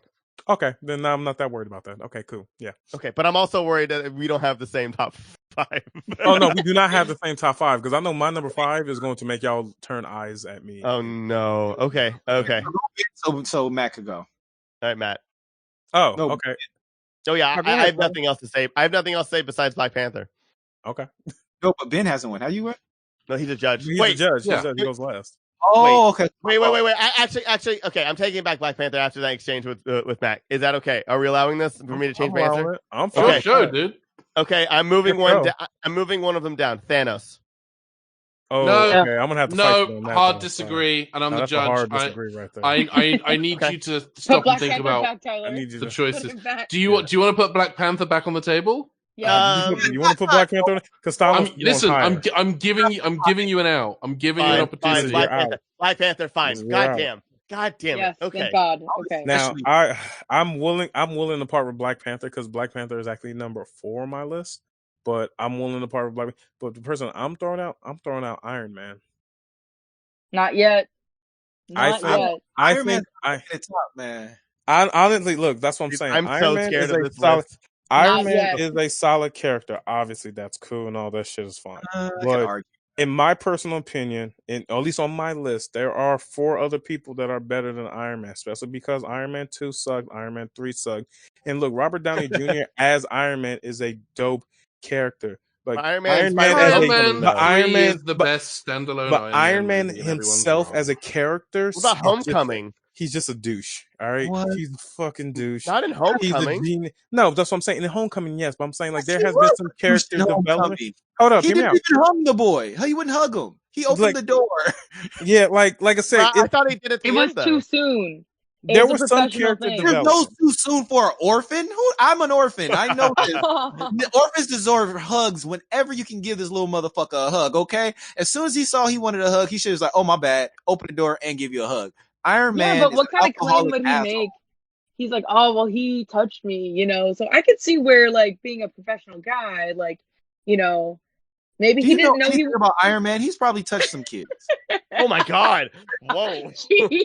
Tony Stark. He looked like he was on what's it, Jeffrey Epstein's island or some shit. He's a rich person. He paid for some ass. I mean, y'all don't think Iron Man? You're right. I don't. Like I said, I didn't even say all that shit. Marcellus said that shit. Yeah. I didn't say all that shit. I just personally think I don't like Iron Man. Iron Man. Yeah, I will say this: rich people all know each other, and you never saw one time in an Iron Man movie Tony Stark flying down to blow up Jeffrey Epstein's sex island. It never happened.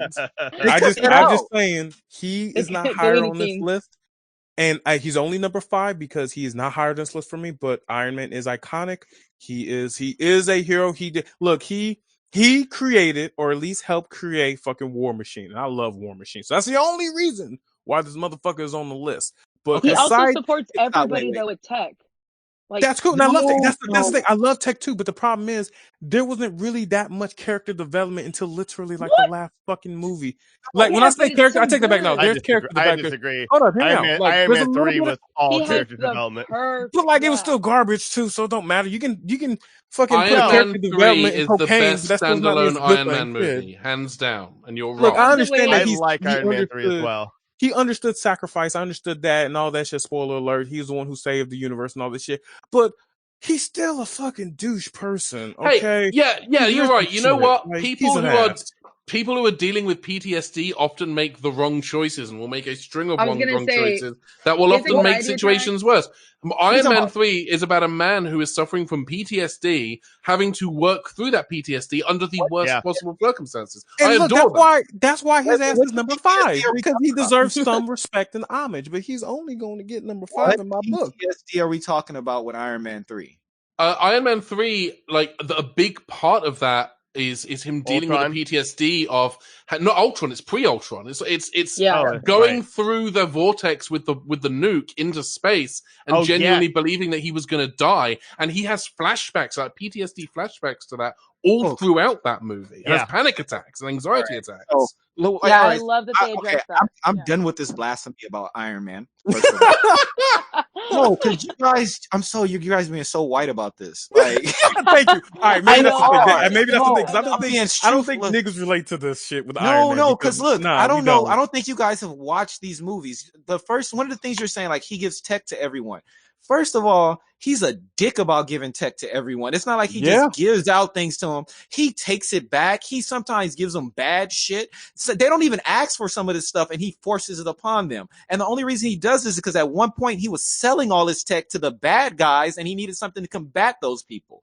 Second of all, he was a fucking alcoholic throughout all the whole thing. He's been drinking, and you can say, oh, it's because he lost his parents or because he was scared he's going to die because his heart. He always has an excuse of why he has PTSD or why he needs to drink and be an asshole hero and shut off the people around him. He lies to the people most closest to him, Pepper Potts. But No, wait, let me finish, brother. Sure. All right.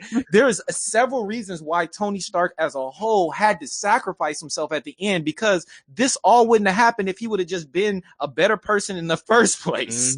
Like on so many levels, it goes from the comic books. That's why I love this in the movie MCU, because that's one of the only things they translated very well from comic books to the movies. Tony Stark's an asshole. He only thinks about himself. Yeah, majority of the times, if he thought outside the box, he Demon took in the a shield back from. He thinks that's the only thing he thinks about. He thinks he knows everything.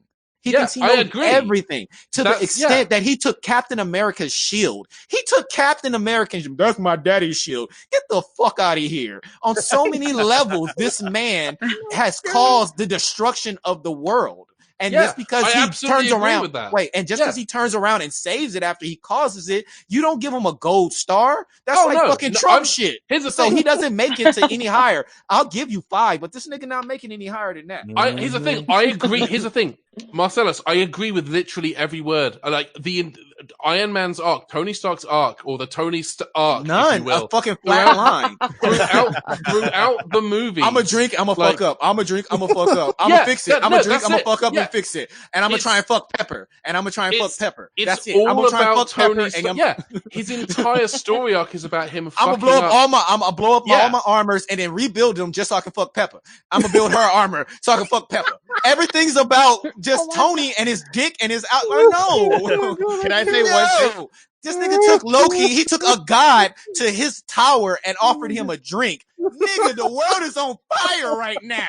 Do you still want that drink? No, nigga, the Hulk just smashed your ass. Tony, put the bottle down. If there was a character that smoked a blunt and put out a joint every time he felt something, they would feel a certain way about him. But just because it's alcohol, that was a power move, though. That was a power move. That didn't work. They had to fight a battle after that shit. It was a power move. Look, no, it was not. Look, wait, it was not a power move. He was trying to get time so he can get his armor, and they had to fight a whole motherfucking battle after it. If it was a power move, it would have worked.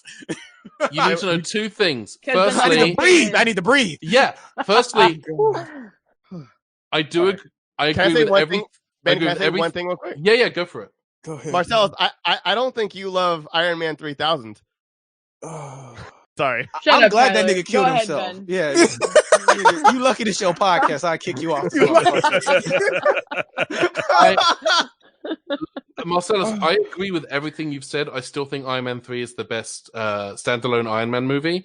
But I will also say, oh my God, Iron Man's not one on the table. Was gangster. Like, I'll give you I love one. The first one. The first one's fantastic. The second one is Toilet Town USA. The third one, it's phenomenal. He blew up all his armors, Ben. Come on, I'm man. cool with that. Like just to get laid, and then he made them all over again because he wanted to show that he didn't need them. He wanted to show Pepper. No, he wanted to show Pepper that I can look. Give me the pussy, and I'm gonna make sure that I won't be Iron Man no more, and I'll focus on you. Then he turned around and Underground made them all over again. Fuck Iron Man. Yeah, myself ruining the MCU for me. I can agree with fuck Iron Man and still think Iron Man 3 is the best movie in the standalone. Yeah, that is true. That is true. But I will say this: I'm not picking Iron Man. So this entire 70-year conversation we just had is broadly. Look, Ben. But this is my thing. All the things I just said right now was my argument for you to pick him, because I'm gonna go even harder at 4, 3, 2, 1. Like, there are better characters than this motherfucker right now. Absolutely, like, I agree. There are better characters than Iron Man, and we already have 5 of them, so he doesn't need to be on this list. It's fine. I'm gonna go. My nigga Ben, the blackest motherfucker I know. Blackest nigga. Give it up for Ben. I forgot who I was talking to. Excuse me. Go ahead. Continue my beautiful bitch bastard. Go ahead, King. My nigga. All right, Ben. So my pick is not dissimilar from the Winter Soldier, from the same movie, in fact. And it is a badass. I'm not even going to beat around the bush. It's Jenny Agutter. It's just Jenny Agutter, who was on the World Council, who also appears, by the way, in the first Avengers movie. Yeah.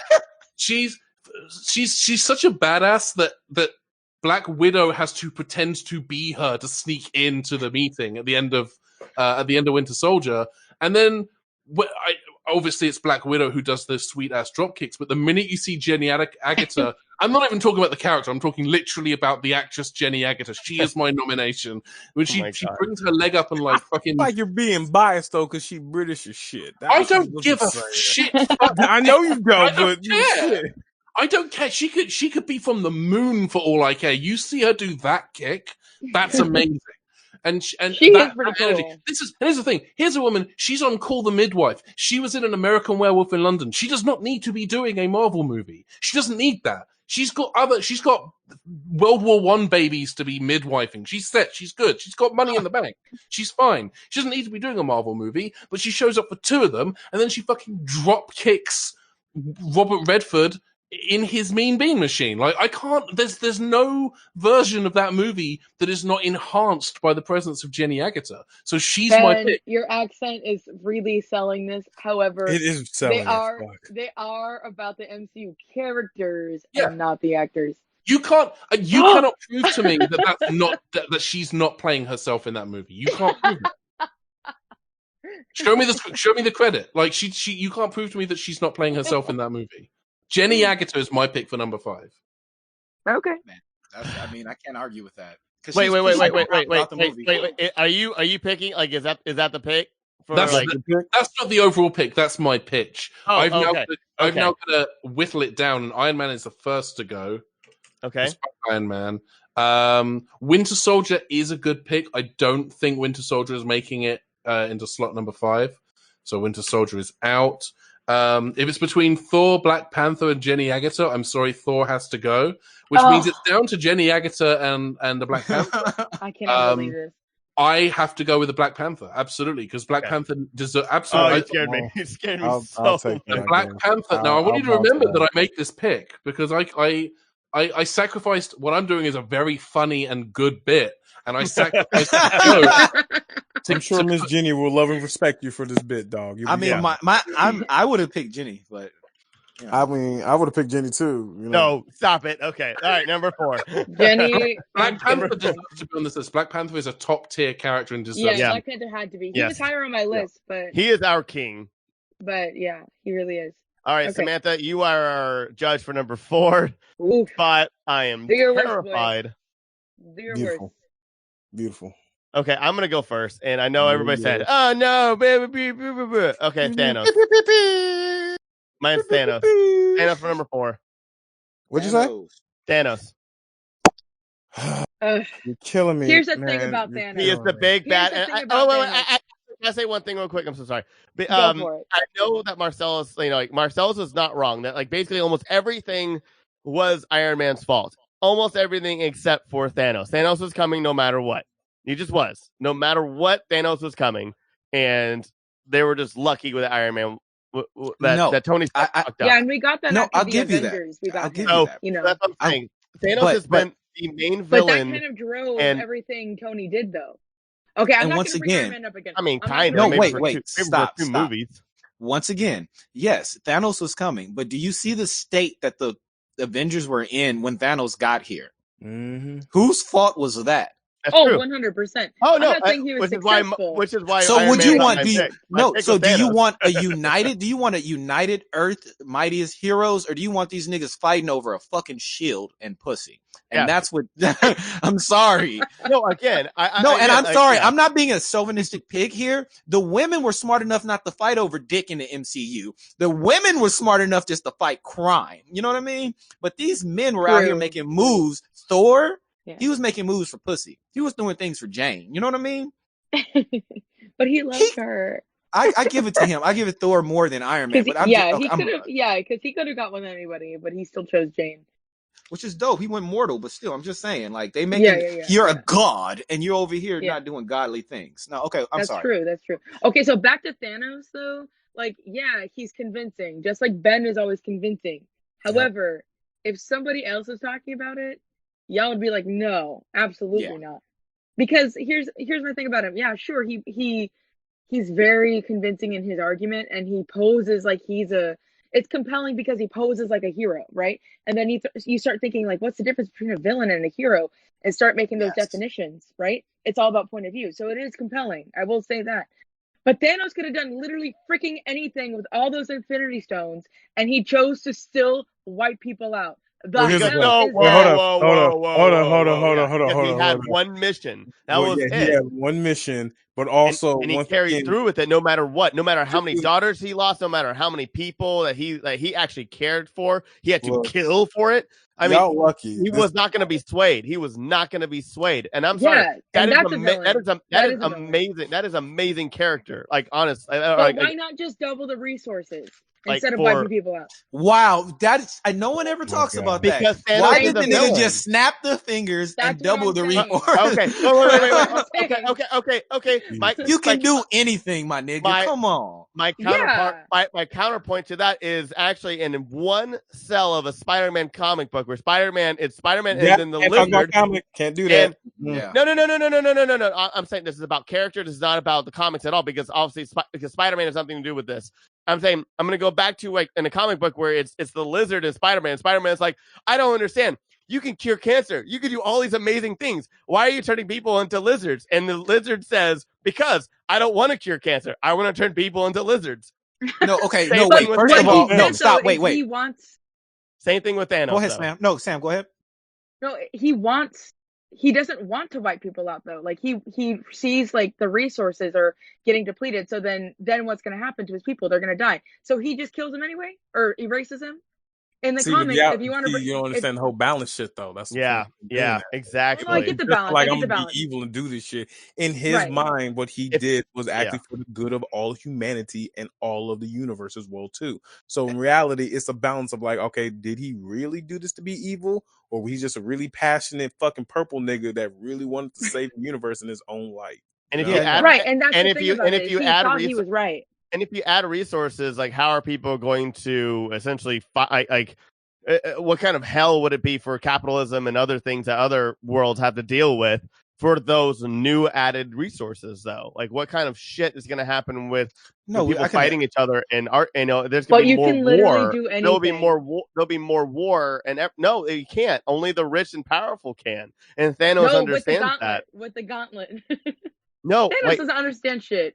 I hate that we can't do Marvel comics as well too, because trust me, Thanos does some different shit with that goddamn glove. And he is way fucking different. Look, at one point, Thanos bitch slap his fucking Dr. Doom, and he's like, I don't care if you got the glove, I'm still fucking Thanos. You can't do shit to me. He's a fucking And obviously, it's hard to separate the two, but fucking Thanos is a goddamn G, and he deserves to be higher on that list, even though he's not number one. Even though. Nah, he ain't number one. No, but he does need to be higher on that list, and we're just on okay. four.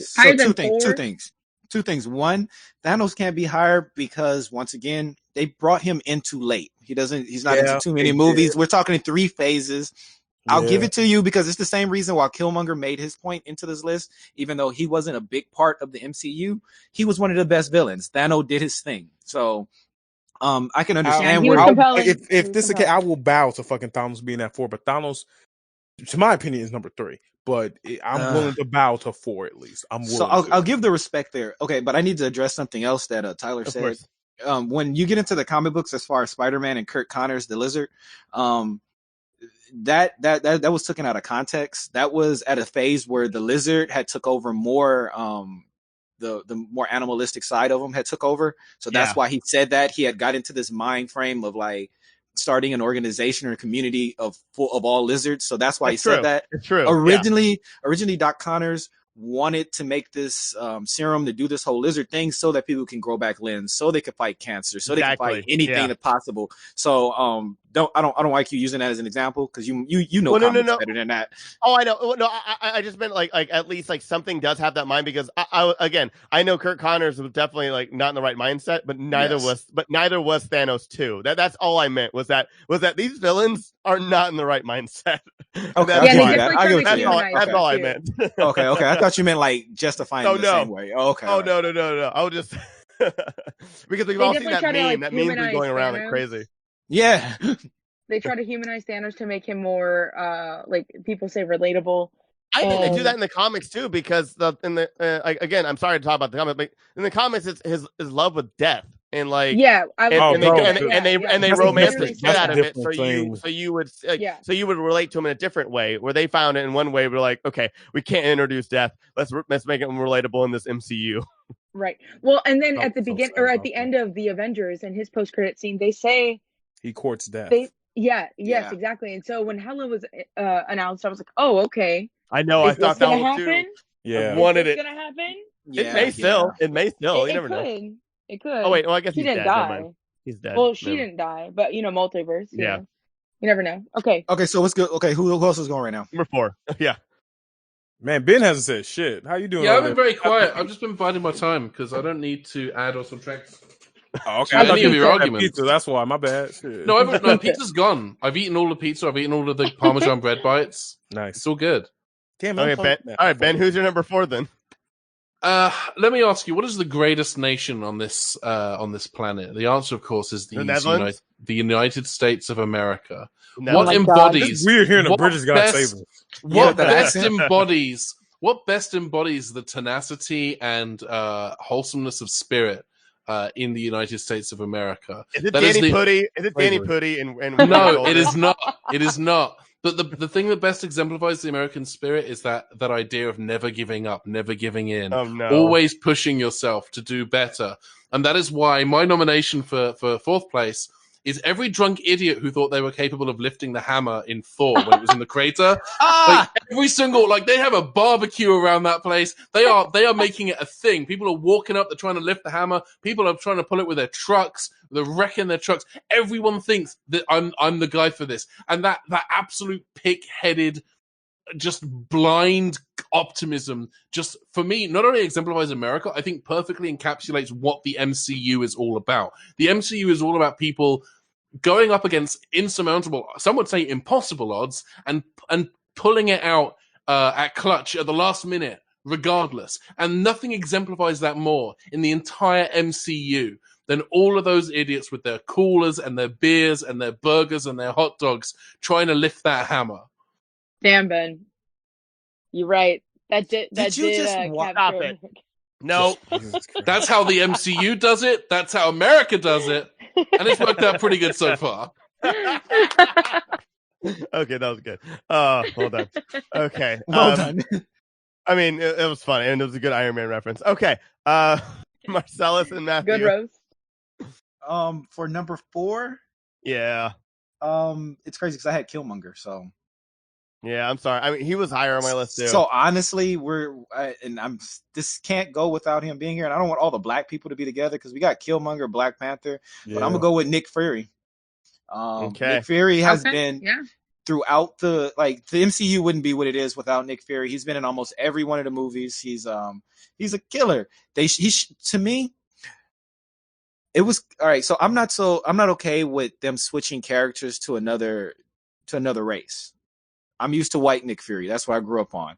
When Ultimate Comics switched him over to a black Nick Fury, I was kind of like, I'm thinking this was just them taking an old character and throwing us a bone by making him black. But he did really well in the Ultimate Comics. And a lot of people know that the MCU itself is based off the Ultimate Comics line universe in the in Marvel Comics. So when they started making these movies and they didn't go with a white Nick Fury, they went with a black Nick Fury, it meant something to me because he was a dope addition, and they didn't have him just sitting around. They actually have him shooting, commanding. He's telling a god what to do, for the love of God, and a Hulk. So, I mean, you got to give him. He's a badass. He's got to be top 5. Okay. I can't argue with that. That's I'm down. I'm like for Nick Fury being on anywhere on this list. In all honesty. Yeah, me too. Yeah. Like, as long as he's in the top 10. So, okay. Hasn't he cursed too? He's like one of the few people that cursed in the fucking MCU. Yeah, he slipped in. I think he slipped in a. Bitch, you've been to space. Yeah. But that was Talos, though. Technically. Yeah, technically it was, yeah. But yeah, he does curse. Yeah, he does. He almost says one of his classic lines and then it cuts. So I think that was funny. Yeah. That was funny. Okay. But yeah, all right, I'm not Matthew. mad about that. This gonna be hard shit because like Black Panther was number 4 on my list, but he's on this list now, so I am not complaining at fucking all. Nick I Fury. think all of really us knew that Black Panther was going to be on the list. I think we I'm- all knew that. Like, I don't want to, because I don't think my person is going to get Except higher for on Ben. this list. But like, I'm perfectly fine with him not being on the list because I'm willing to back out and bow to Nick Fury because that's a solid. You're going to bow? Look. I'm all I'm going to say is I will throw out Doctor Strange one more time. Okay. But I am okay with bowing to Nick Fury in this case because look, once again, it's been a rough year for Black people, and we need as most Black people on this goddamn list as we can. So I'm looking at the list now. We got like 3 Black people already. It's exactly. crazy. Now we have like 4 now. I'm cool with that shit. And man. it's not over yet. I mean, I'm It's not just over saying. yet. I'm just saying. I think my number 3 I am very happy with. Yeah, I'm like I said, I'm willing to bow to Nick Fury Okay. in this case. In that case, I'm going to double down on every drunk idiot who thought they were capable of lifting Thor's hammer in Thor. Okay, Ben, they're called white trash, okay? Please give them respect. I'm going to double down on every drunk idiot who thought they were capable of lifting Thor's hammer in the Marvel Studios cinematic release, Thor. Wait.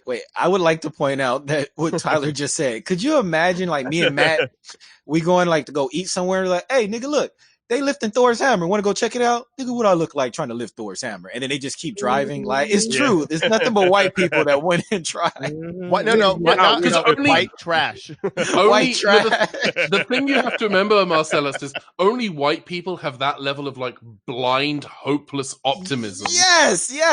We need to win everything, and that's why we're so stupid. And it's because white people have never had to face consequences. Oh my God! Stop. Okay, go. Keep going. Okay. Alrighty. Samantha, what is your choice, and then what are you picking? Oh God. Beautiful. We have Thanos, rednecks trying to lift Thor's hammer. Nick Fury, I want to Doctor stress Strange, because they're not all rednecks. I don't want to lump all of those people in with a group of rednecks because I can't guarantee that all of them are rednecks, but they are all certainly drunk idiots. They're in Arizona. They're all rednecks. All right. It's New Mexico. It's New Mexico, but that's fine. It's even worse. Yeah.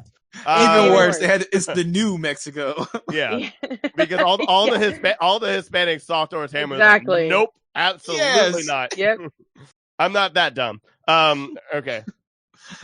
Okay, so my list, yikes, is very different than the list we are creating here today. It always works out like that. Oh yeah. But you know what? Every I time. have to say though, so far I'm not mad though.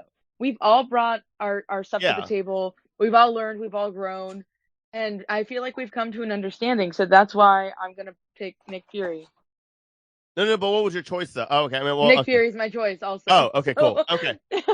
Ooh, Black Panther. alrighty. Black Panther is actually my number 3, but he got number 5. Yeah. So Yeah. with Nick Fury. This is a conspiracy against my very good and right choices, and I'm not happy. But Dude, I will... you got number 10. You should. It was close, Ben. It was a close one.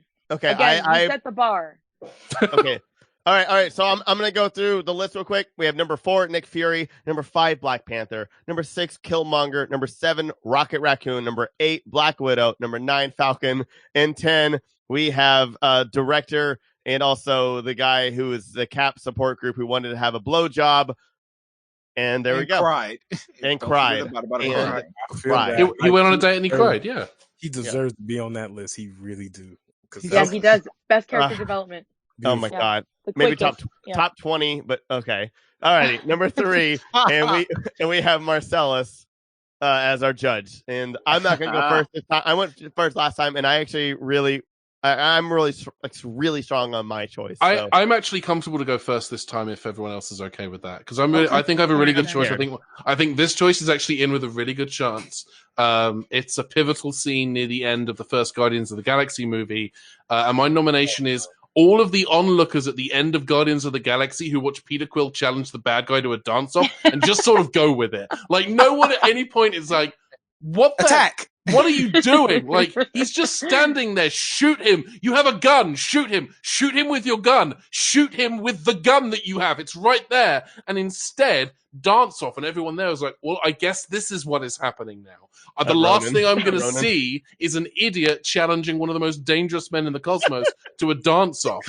All right, then. Like, that's cool. That's rad and hella fine. Like, I'm good for it. Like, that's every one of those people watches this go down, and their Yeah, 'cause reaction is they're like, let's their just see reaction how is this life plays is out. already so strange, so this might as well happen. Okay. Oh my God. All right. Let's just see what happens. I request and I plead to not go next. So Okay, Let's go, Matt. I'll go, Matt. Yeah, I'll go next. That's fine. Do you know what? Do you know what's very telling, by the way, before we continue, is that no one is challenging me on my picks, and I think that None speaks to whatsoever. fundamentally. I think you all know. I think, and You're here's the thing. I get it. I think you all know that my picks are the right picks, but you don't want to challenge them because it's cast iron. But also, and I appreciate this because I'm not the only person on this podcast. You can't just pick my choice every time because it's just Right. gonna. At Yeah. that point, it becomes the Ben Paddon show, and no one wants to listen to that. I've tried. So what? I get it. I get it. It's totally cool. I appreciate and respect all of you. I just wanted to throw that out there. Well, Ben, with the exception of Tyler, I believe that each one of your picks speaks to all of us, some part of us, Yeah. and we all agree with you, with the exception of Tyler. Yeah. Well, Tyler's I not put that people. there. Good point. Good point. I love the answers. I just don't agree with the top 10, with them being on top 10. Well, then you shouldn't have had me on the show, Tyler. No, I love you too much, and you deserve to be here and to say this stuff.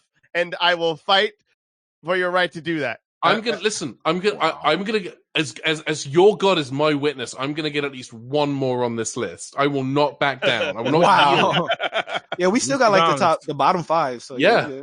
Okay, alrighty. Matthew. Oh my God. So I personally, he is number 2 in my list, but I'm The Guardians of the Galaxy people. No. Look, I really want to bring back Gallagher nigga again because he definitely deserves to be top 3. Oh, No, But- stop it. No, wait, Are you wait. serious? But Oh, thank but God. My, Thank God. my number 3, because it's a swap between 2 and 3, is I'm bringing back Thanos. Thanos should be top 3. Thanos as a villain, as a character.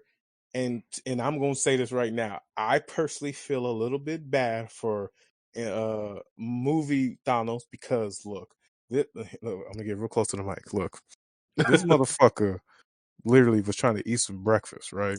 He was trying to get some papaya. He was trying to cook some shit. And he was trying to enjoy his breakfast. You know what the fuck happened? They all rolled up and whooped his ass and was like, "You snapped us." And he's like, "Nigga, I'm just trying to eat breakfast. I already fucking destroyed the stones. Let me eat my fucking breakfast."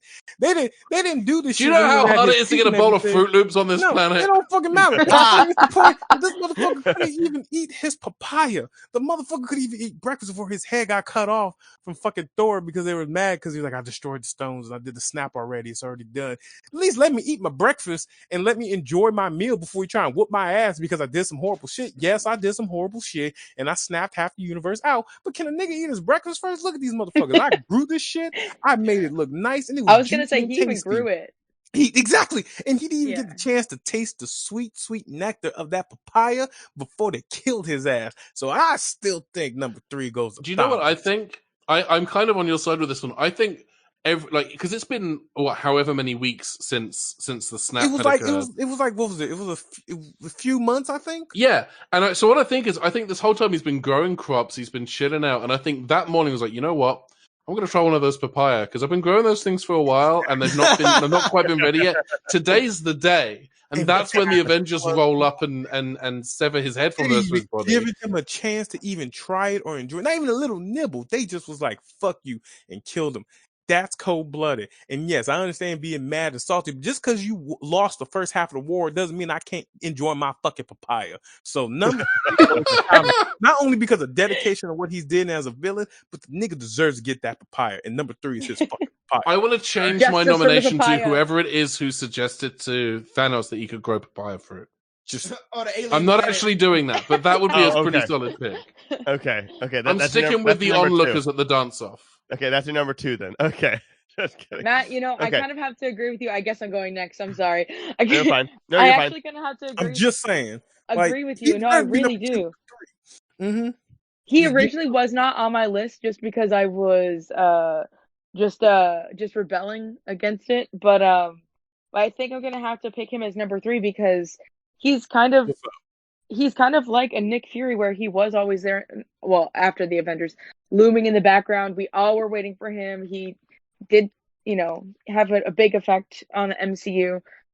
He divided audiences just like, Killmonger did, except it's a very different story. Yeah, but I'm just saying remember, the conversation was there, papaya. That's the main papaya. reason. Here's my selling point though. Like, I see your papaya and I raise you one of the best lines arguably in the whole MCU was when Scarlet Witch is like, "You took everything from me," and he's like, I don't even know who you are. "No, you." Yes! Yeah, I don't even know Yes! who you are. It's pretty great. It's And I literally say that like once a week. It's like, for you, the day Bison graced your village was the most important day of your life. But for me, it was Tuesday. It was just Tuesday. Yes, that line. Beautiful. I don't even know who. Hey, you this are. is crazy. Like, oh. Okay. No, So Thanos is my pick. Okay. no, real shit. Like Sam, she might have just won me over on that one. Like I forgot that was like she gave The this papaya epic. did it. Oh, all right, The whatever. papaya. I've heard the I'll papaya. take- I've heard the papaya spiel. Yeah, you several heard it from times. me. That's why. Yes, I know, nigga. You say it every time. Shit. We were Good we argument. went to go get coffee a couple of weeks ago, and you just kept talking about Thanos and papaya. It was Because it was so cold blooded that they did was him scary. like that. That's it why. was cold blooded, but damn, Look, man, Him without his papaya lives rent free in my head constantly. I can He tell. really fucking does. It Sam was got me on rough. that though. I do want to stress that. I mean, I think you've made some very compelling points, but I genuinely think this might be my last chance to get one of my other picks on this list, because slots 2 and 1, 3. No one cares about third place. Third place is just first loser. Second and first, you guys are going to debate that voraciously. So this is my last opportunity to get one of my amazing picks onto this list after obviously support group guy. Like this is important to me, and I don't want you to cut my Haven't head off. gone yet, by the way. Just letting you guys know that. Can't wait. I just wanted to give you the opportunity to not cut my head off before I get to enjoy the papaya of gently ruining this list just a little bit more. Okay. Wrong. This list does not have enough women on it, and she was actually my number 4, and now has risen up. She is the future of science for MCU, and Shuri is awesome. In one movie, you fell in love with her. She had attitude. She was princessly, but also badass. She was awesome with science, and she's going to be helping the entire world. She is the head of science, from ambassador from Wakanda, to help shape what the world is supposed to be. And I've said this before, where like everyone's like, well, Shuri should be Black Panther now. I disagree wholeheartedly. I think that her mission with what she was given at the end of Black Panther is so much more important and so much stronger and so much better than the mantle of Black Panther. That her taking up the Black Panther, like just the costume and the persona of it, is now beneath her. She has risen to where she's so much more important than what Black Panther represents, because she is the future, where Black Panther is supposed to be about justice and saving us from threats. Stop. Wait, no. Hold on. Yeah, you're a comics nigga. Stop. No, I'm Everybody talking about movies only. No, because even she in the does movies, become Black Panther. even in the movies. Okay, first of all, you got to look at what the mantle of Black Panther means to her people, and her family as a whole. There is nothing. No. I understand what you're, Tyler. I definitely understand what you're saying, but you're being white right now, and I hate to keep throwing that out there. I do. I hate to keep throwing it out there, but that's the best way to explain this. Like, oh god. so yeah. am I wrong, Matt? Nah, you're not. No, okay, Because there's a different perspective from those who are actually of African descent. And Tyler, love you to death, and you're not wrong. Shuri is you're right. Like worldwide, but T'Challa also just changed what Black Panther represents. Why I would think that she would probably want to be something different, which is also another thing that hasn't been an ongoing. Well, okay, thing. But this is the only reason I'm stopping you is because for you to say that she only could be one of these things, she can do both. That's what I'm saying. That's what happens. She literally literally. Okay, wait. That's what Matt. What Matt just said is the other thing. It literally happens in the comics. She becomes the next Black Panther. I know. And it's the thing is that, and this is the thing. She approaches the mantle and the title of Black Panther completely different than her brother, completely different than the forefathers. And that's the thing that you're right and you're wrong at the same time. She addresses the world. She addresses all her like you said, her scientific duties, her duties to, like you just said, the world, the universe as a whole with her intelligence and what she can do. But she also does it fighting crime as the Black Panther and taking the responsibility of her village and her people on her back. So she can do both. She can do both. I know, but we haven't seen that yet. And in the movie, she was not interested and had said that she was not interested in the movie. That's what I'm saying. That's all I'm saying. And you're right. And I get that. That's all I'm saying. So I'm, again. Okay, wait. I'm going to leave this. Wait. This is the other thing. Okay. And even from the movie, I have to disagree with you there, because when they glance over the suit that when they show the golden one that, what's his name? Killmonger winds up wearing. That's not for T'Challa. That was a throw to her suit. Mm-hmm. So it's just that Killmonger took it. She wasn't making that for T'Challa. She wasn't making that for Black Panther. She was making that for herself. That's why they show it like with the gold and that white under. I will also say, Tyler, while I get where you're coming from, when someone in your family dies, it changes so much. It changes your perspective on, like it may not be important to her because her brother's got that covered. Like he's capable, he's confident, he's gifted. If he passes away, whatever the MCU decides to do with him, that death, the death of a family member, the death of someone you are close to, who you share blood with, that changes you. That changes your outlook. I know. Yeah, it could make her feel like she needs to do that. Yeah, there's no one else. My only counterpoint, though, is that she didn't become Black Panther in Endgame, and that's all. Like that's all I'm saying is like in the MCU, when Black Panther did disappear from the snap, she still was Shuri, and she still had her same suit, and she still had everything else, not knowing if he was going to come back or not. But there was another battle, and she was still herself. And I think that was out of respect. I think that was out of respect for what had happened and the whole. So it's like when my brother went to jail. I refused to change his room. I refused to do anything because he was going to come back, and there was always a chance that he was going to die there or that he would never come back. But I wouldn't. So her putting on his suit would be, or even making a new suit to take over the mantle would be like just moving in the bedroom. Acknowledging that he's gone and he's never coming back. So I think it was more that than the fact of her like, oh, I can't take it. Well, so this wasn't my argument or anything like that. I was just trying to say that Shuri is such a great character, and all these possibilities are completely in her reach, and that's why she is such a strong character, and I love her. She's my favorite, she's my favorite MCU character that that they've introduced, and I can't wait to see more of her to where she does. Like I would say she is like my third or fourth favorite MCU character, and I cannot wait to know more and see more because I think she will become my favorite MCU character. I think my top two though have had that have had the growth and have had all the movies to show why they are my number 1 and 2, where she will be after she's not in just, one movie and then in one scene of another movie. If that makes any sense. Does that make sense? That makes a lot of sense. Okay. Makes sense. And I respect that. I actually do respect that a lot and everything. And it's also telling me you've been learning more about Black culture as well too. And I'm proud of you, dog. Yes, sir. Yes, sir. But I do understand that. But in this case, no, I'm only respecting all of this because of the fact that you're telling us this is a character you feel passionately.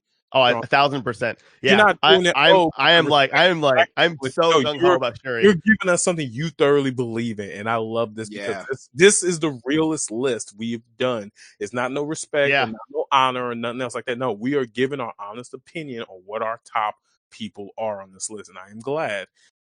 I don't think she's gonna make it on this list, but I am so proud of you, Tyler. I truly think, I think you're right.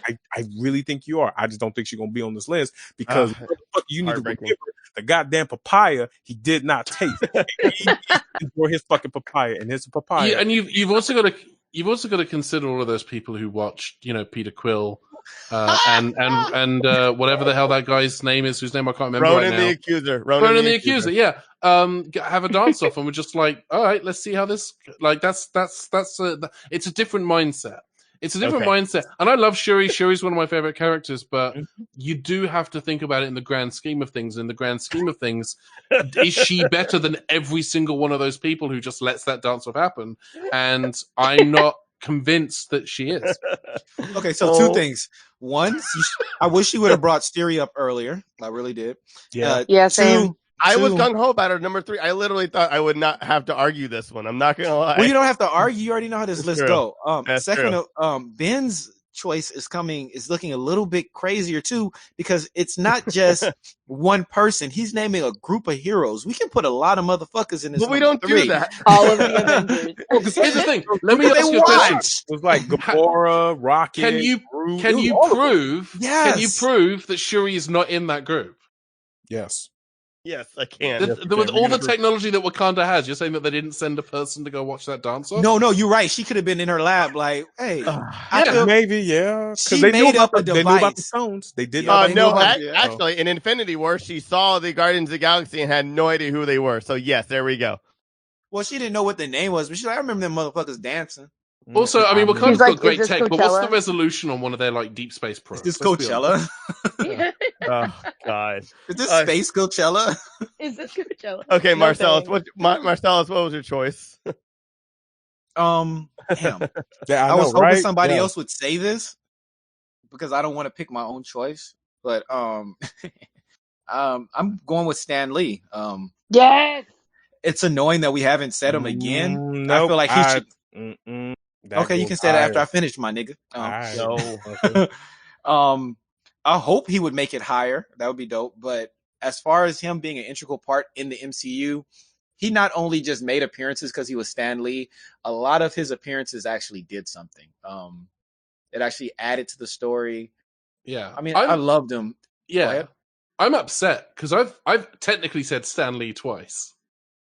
Oh my god. Yeah. No, he so did. when you said the Thor thing, because that was one of my favorite things when he's like, because right after he's like, well, he says his favorite word, Excelsior. Yeah, there you go. Yeah, the Age of Ultron scene with the drinking, and then again all of the drunk idiots trying to lift Thor's hammer. Yes. Stan Lee is the guy in the truck trying to lift it by hooking Did we a get chain it? up to it. Yeah, that's a flawless Stan Lee impression. You should do that all the time. God damn it. And I don't know how he got into that rat suit during Endgame, but he did it. For real. You're like, really? How at your age, how are you doing this still? So that's what I'm gonna say. So we got Thanos. Wait, what are your choices again? I'm sorry. We got Thanos. We have the onlookers of Peter Quill dancing with Ronan at Ronan. We have Thanos, Shuri, Stanley. Oh, we got Thanos twice. Damn. Yeah, Samantha and Matt both had them. But you also have the onlookers at the end of Guardians of the Galaxy, watch Peter Quill challenge Ronan to a dance off and just Technically go with speaking, it. the onlookers, one of them could have been Thanos. Just saying, because he sees everything. He does see everything. This is crazy. No, you know look, who sees everything, and I'm mad we didn't say Look, if Heimdall. we're talking about who sees everything, y'all lucky I didn't add in the Watcher in this shit. But some of y'all don't know. Point of order, Marcellus said the Watcher. It's Stan Lee. That's canon, baby. Guardians of the Galaxy 2. True. Yep. Yeah. I don't want to pick my own person, so that's the sad part. Please don't, because I want him as number one. I'm just saying this right now. Oh damn. I'm I'm not just- gonna do that. I'm not gonna pick my own person. I would love for Siri to be on this list too, but she's not gonna be 3.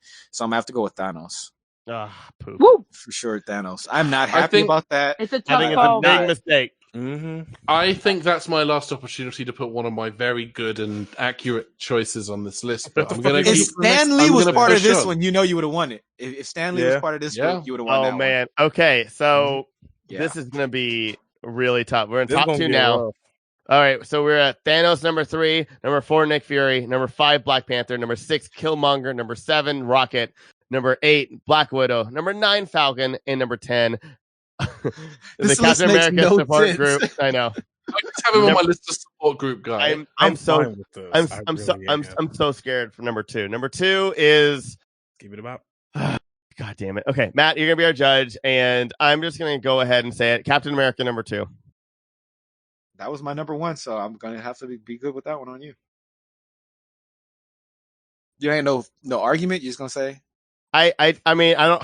I'm so scared. I'm so scared because like Captain America is fantastic. He has a great arc and everything, but he still is always the same character, except for maybe when he turns into why am I forgetting his name when he be not the Enforcer. What is it when he gives up to Captain America and he becomes a U.S. agent? No. No. Well, I don't know about USA. Infinity War. Yeah, the beard one. Beard Rogers. Yeah. I mean, it was just Steve Rogers at that point. Yeah. No, it's called something else in the comics. He's called something else. Yeah, like not the Runaways. No, that's something else. Damn, I forgot about U.S. Agent. The Roustabout. That was a good one. Yeah. Well, because I remember when he did that. Wait, they supposed to bring U.S. Agent in the Winter Soldier shit. Yeah. I'm trying to remember what he's called. Well, I know we talking about when he has the Secret Avengers. No. Okay. Anyway, I'll look for it and I'll say it later. But yeah, I mean, it's just I think Captain America is like the heart of the MCU. I don't think he's the best character of the MCU, and I've already said who I think is the best character, and it is going to be a bloodbath at number 1, and that's why I'm not saying anything else besides Captain America. Nomad is his name. Nomad. There we go. That's right. Okay. Thank you. The beard. Yeah. Yeah. Okay, Tyler, I have to agree and disagree with you, but mostly agree with you. He is my favorite character of the MCU. I always root for the underdog. He started off as the underdog, got this amazing opportunity, but then also it's kind of a curse if you think about it. Yeah. This daunting task, but he's willing to do it, you know? They picked him for a reason. I also shout out to my guy, Stanley Tucci, because he's amazing in Captain America 1. I was sad when he died, but he had to. Anyway, yeah, Captain America is going to be my number 2. He does kind of, if you want to say this, become a villain, you know, when it comes to Bucky, because at what point does he draw that line of doing the right thing and what is the right thing to him? And that's challenging. It's more deep than people might think, because if you apply that to your real life and you're trying to do the right thing all the time, it's a tough call sometimes. You have to choose between the people you love and the right thing, or sometimes they're the opposite. So, I will say too, he did show that he kind of changed a little bit. He's kind of become more grounded, right? In Endgame. Yeah. He's like, oh God, shut up, you know? Absolutely, yeah. So, but he is the constant in the MCU. He does pretty much what you expect him to do, and he's reliable for that reason. So, yeah, Captain America. I mean, in listening to your guys' argument, the fact that he hasn't changed, that's what Captain America is supposed to be. He's supposed to represent like that unfaltering hope and that freedom and that search or fight for freedom. You know what I mean? Because he's not supposed to. Like, that's the other thing. And the little changes that he does do, like, that's the thing that made me love Captain America. Honestly, in the comics, until Civil War in the comics, I really wasn't a big Captain America fan because I thought he would, because of that unfaltering thing. He was like Superman. He never changes. He doesn't have too much development. But I didn't read too much of the comics, so I couldn't come to that conclusion necessarily. Once I started going back and reading it, I understood that he was supposed to be like that, that what he represents and how he is just, it's epic in that sense. That's what makes Captain America. So I can't hold that against him. I agree with you guys for him being number 2. I have my own pick. It's a character I think is overlooked, and whose influence, without her influence, we would not have. And I want to stress that my last 2 picks are women, for second place and first place. My pick for second place is the little girl who lures Bruce Banner to meet Black Widow and then pieces out of the window. Oh my God! I think because so much, like, everything that happens with Bruce after that point happens because he tried to help this little girl. He wanted to help this little girl. This little girl, again, she's a young spy. She's already a S.H.I.E.L.D. agent, and she's, what, 3, 4? I don't know. I don't know how old children are when you look at them. That's not my thing. My thing is how badass are characters in the MCU. She's pretty badass. The fact that Black Widow knows this girl. Like, this girl, they're probably Facebook friends. They're probably, like, swapping stories, like sending DMs to each other on WhatsApp or whatever. Like, they have a history.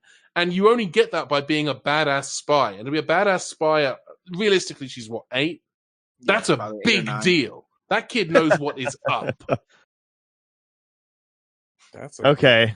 a fight. Uh, Shit, I can argue that. But, No, don't No, do no, that's no, just I'm not gonna. No, I no. Okay, this is the crazy part about him. Every person he names, you know who he's talking about. yeah, I we know. exactly who Yeah, you're because talking about. they're important characters, Marcellus. Oh my god. No, well, for me, it was. I specifically remember looking at that movie recently and like thinking, who is this little girl that they paid $20 to come and lure the fucking Hulk to Black Widow? Like, then I got more into it and thinking, like he said, no, this is a junior spy in training. It's like, Yeah, that young girl is on and a he said, shield salary. Yes, and she is 8. This bitch got dental.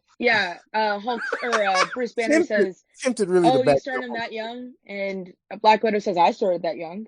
Yes. boom. Like, oh god, She's the next Black Widow, hands down. Right. Did we? I feel like we may have slightly fucked up on this list a little bit. A little bit, only a little bit. Because as much as I love Hulk ain't gonna be on this list.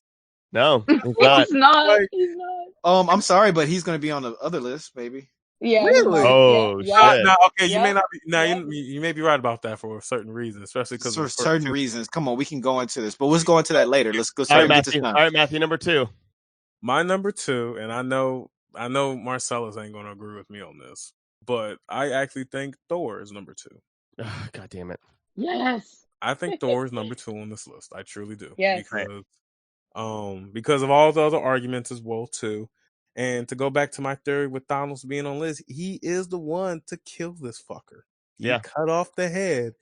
That was impressive. He had his inner demons. He went through depression. He tried to get over it and all that stuff. Yes, Fat Thor, blah blah blah. But he is the best, in my opinion, was the best character that went through the most character development besides Doctor Strange himself. And to add on to it, I loved the shit out of Ragnarok. I really did. It was the first. It's my favorite MCU movie. It is, and it's one of the best MCU movies. But because of the fact they did something different, they did something a little different. Where they took it from like what they tried to like not emulate, but make it its own from Guardian of the Galaxy. And I think that's one of the things I love about Marvel is that they trusted Taika Waititi. Taika Waititi. Yeah, sorry, I always mispronounce his name. To kind of do his own thing with the character, and you kind of have to, because again, the Thor: The Dark World is critically the worst Marvel movie. It has the lowest audience percentages, has the lowest critic score on Rotten Tomatoes, and I realize that is not the metric by which you want to necessarily appraise every movie.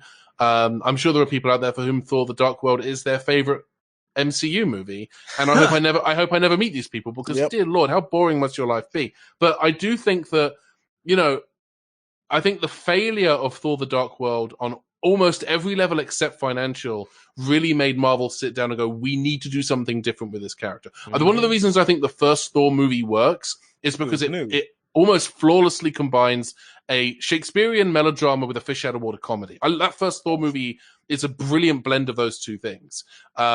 And I think that you can't do that twice, because you've already done that blend. And what they did for Thor: The Dark World, which they kind of did the Back to the Future 2, the Austin Powers in the Spy Who Shagged Me thing of, well, let's go in the other direction. If Thor came here, let's send Jane there. And the problem with that as a formula is it's boring, because Asgard is a boring place. If I'm being completely honest, it's not an interesting place to set a movie. Yeah. So you have to reinvent Thor from the ground up to make a third movie. If you're going to make a third movie, and they are, because Thor's one of the OG Avengers, you have to rebuild from the ground up. And they absolutely trusted the creative team for that movie to kind of do their own thing and make an amazing movie. And it is in my opinion the best MCU film. Yeah, I agree with you, Ben. Plus, like, Thor on his own is he's kind of a boring character, I mean, he really kind of is. Sorry, oh my Tyler, God, but you're making me so mad right now. No, okay, no. that's Listen, though. Like, give me number 2 at least, man. I'm trying. In this world, in this cinematic universe, like, his story is less compelling than other characters. It's just the way it goes. Like, at this point, the way it had unraveled, Ben's right. They did have to reinvent him. Plus, they're playing to one of Chris Hemsworth's strengths by being hilarious. He has amazing comedic timing. He's super funny. And I thought that when I saw him in The Avengers, because I saw The Avengers first. So that was my first cinematic Thor experience. I was like, oh dang, he's actually funny because I wasn't at all excited to see Thor in the film. I hadn't seen Thor or anything. I always thought he was kind of boring, like in the cartoons and stuff. Sorry, Tyler, but I was like a little kid. And all good. and then to see him interact with the other characters, I thought that's still one of my favorite movies. I actually went back and watched it all the time. But seeing him interact, one of my favorite lines he says early on is, I think he says, you mortals are so petty and tiny. Yeah. And it's just so funny every In time. Avengers. Yeah, it's so funny every time. But yeah, so they really played up that too. And then the fact that he goes on to, and again, I'll say this again, he goes on to be so, like, he goes through his process of grieving and being depressed because he has lost so much, yet he continues on because that's what heroes do. Yes. Okay. Thank you.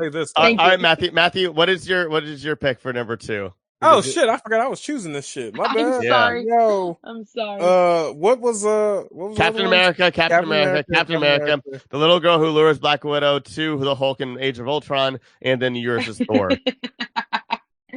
I want to be a selfish bitch, but I have to weigh the options right now because from a professional standpoint, I feel like Captain America, even though he grew up back then and everything, I feel like he would have called me the N-word.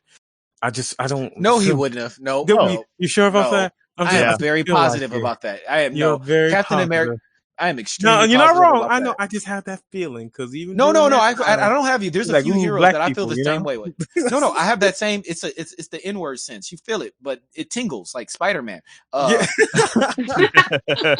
Oh my god. So no, I hear you on that, but that's a false positive right there, brother. Trust me. Yeah, he punched Hitler over and over and over again. It's not even just a Hitler thing. There's been originally the original Black Panther was friends with Captain America, and he did some really crazy stuff to help him out. So, and the original Captain America was black. They originally did the Super Soldier program on, I think his name was Patriot. Yeah. And Captain America has like there's a crazy comic book about how he gives respect to Patriot, and he knew what happened. So, no, you can't say that. My bad, Matt. No, that's cool. No, this is actually just a really hard debate because I feel like, because I heard Marcellus say that Cap is number 1 in his book, right? And Tyler, how do you feel about Thor? You said is Thor? He's my number 1. He's the absolute he is the absolute best MCU character, hands down. He is the hero of the MCU. He is the hero of MCU. Okay, this is the only reason I can argue against that because he said it. He said it himself. I should have went for the head, nigga. You're a god that fights war. That's but what he messes do. Up. Look. Cap didn't get a chance to mess up. Cap wasn't fucking up. That wasn't it. If he had a chance, he would have took it out. He did what he had to do. He did everything within his power. No, Captain messed up a lot. Captain messed up a lot. How did Cap mess up? Civil War. He didn't mess up Civil War. Yeah, come on. Like, I'm be honest. Dude. Like Cap ain't the gold and the most. Captain America he did the right thing. Everybody was being everybody was being everybody the right thing. He did the right thing. He kept everything from Tony Stark. He kept all the information about the Winter Soldier from Tony Stark. You gonna let me finish? Yeah, sorry. You want to finish? Captain America did exactly what he was supposed to do in that movie. Everybody was being manipulated by Baron. They wanted them to do what they did. Tony Stark was acting. First of all, nigga, you didn't even like your parents when they was alive. You wasn't even hanging out with them, nigga. You didn't even want to go on vacation with them. Now you want to avenge your parents after Bucky was hypnotized and sent to get the fuck out of here. Cap did the right thing. He stuck by his friend and he uncovered a dirty, fucked up plot that would have tore up the world. All right, Matt, who is going to be number 2 after all this insanity? It's going to be the little girl, right? Obviously, because otherwise... I'm leaning towards a little girl. I am. I'm not going to bullshit you. I'm also leaning towards Gallagher guy one more time because Gallagher guy's not on. Did you stop it, Matt? I swear to God. I swear to God. I could be chaotic as shit right now if I really. Oh, yeah, you could. Look, if I really want to be chaotic, I could fucking add anybody up in this bitch if I wanted to. Okay. Here's the thing. I can add Happy's left testicle if I really. Let me throw this out there. The reason why Gallagher guy was my pick for number 8 is the bit I'm doing. If he's further down the list, That's too obvious. Gallagher guy being number 2, that's obvious. Any SNL could write that. Like that's it's very on the nose. Now the little girl who lures Bruce Banner into the house to meet Black Widow and then pieces out the window, she's vital. Not only does she ensure that the Hulk is part of the team, she also fucks off with his money. I think that's also worth pointing out. Look, but also, that's a role model for young women everywhere. Look, I'm be honest, I'm real tempted right now to be chaotic and choose fucking Adam Warlock in this bitch. That's how chaotic I want. He's not there yet. We don't have him yet. I'm just saying. Shazam, pick Shazam. I fucking could if I wanted to, but you know what? I'm gonna choose the Cap. Thank you. Let's go, Cap. I'm going Cap because I'm be honest. Yes. I out of my number one choice is different, but I may side with Tyler on this one. Okay. I am the choice. I am the judge on this last one, and I will be as fair as possible. All right. As possible. So, yeah, I mean, man. Okay. This doesn't seem fair to me. Wait. The last time a white man said that to me, I did 10 years. I'm just joking. And thanks for listening, and you can check out all of our shows. I'm just kidding. I'm joking. No. Do you know the weirdest part about that, Marcellus? The weirdest thing about that, Marcellus, is you were not the person on trial that time. That was the weird thing. Yeah, I was just there. Yeah. I was working security. Yeah, I saw you. You were on the steps just eating a burger, and like just stuck your head in to ask if this is where the bathrooms were, and suddenly you get 10 years. I did a dime for a cheeseburger. Alrighty, number one, you guys. Number one MCU character. Oh man, this is intense. Okay, I'm going last. I'm going last. Who's going first? I'll go first. I don't mind. Okay. My number one choice. I think I said it earlier. I don't remember if anyone remembers, but my number one choice is Stan Lee. Okay. He is my number one choice because he's the motherfucker that basically started all this shit. And in every single movie, as much as we love Thor or the Cap and all that shit, you know what we really look out for? Every time we look for where the fuck Stan Lee is in movies. Every single time. I will watch the movie multiple times just to see if I can spot him out. Ever since the first time he appeared in any of them, and it's not even the fact that it's just Marvel movies. He showed up in Fox movies, Sony movies, all this shit. Even the Teen Titans Go to the Movies, he had a fantastic cameo. Oh yeah, yes, it was so funny. That was amazing. It was great, and every time we spotted him, like the first time he showed up in Iron Man, where he was just what the fuck did he call him? He called him the dude that was in the Playboy. No, Hugh Hefner. He called him Hugh Hefner and shit. And that was the funniest thing. Was like, oh shit, that's Stan Lee. Wait. No, I think it was Hugh. I think it was Hugh in Iron Man 1, and then it was Larry King. It was Larry King in Iron Man 2. Yeah. It's the point that every time we hear Tony Stank, only look for his ass. Yes, we enjoy the movie, but we really want to see Stan Lee. You're right, Matt. It's kind of like a prize, right? It is. Yes. And every time, I still think the best one is when he showed up as the librarian in the Spider-Man movie. It was Amazing Spider-Man, yeah. Trying to fuck him up, but he kept getting saved and everything. He didn't know nothing that was going on. I love that shit.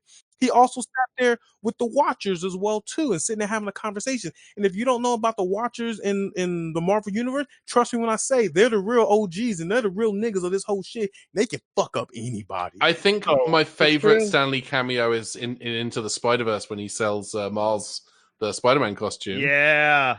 Oh, that's so good. Of course, you know it always fits. You know, and that's why he is not only the number one in my heart, but he's also number one in the Marvel Universe movies. Because without him, none of this would even be possible at all. Right. Period. Yeah. So that's why he's number one in my book. Now, I will say this: close to number one also is Thor, but Stan Lee number one in my pick.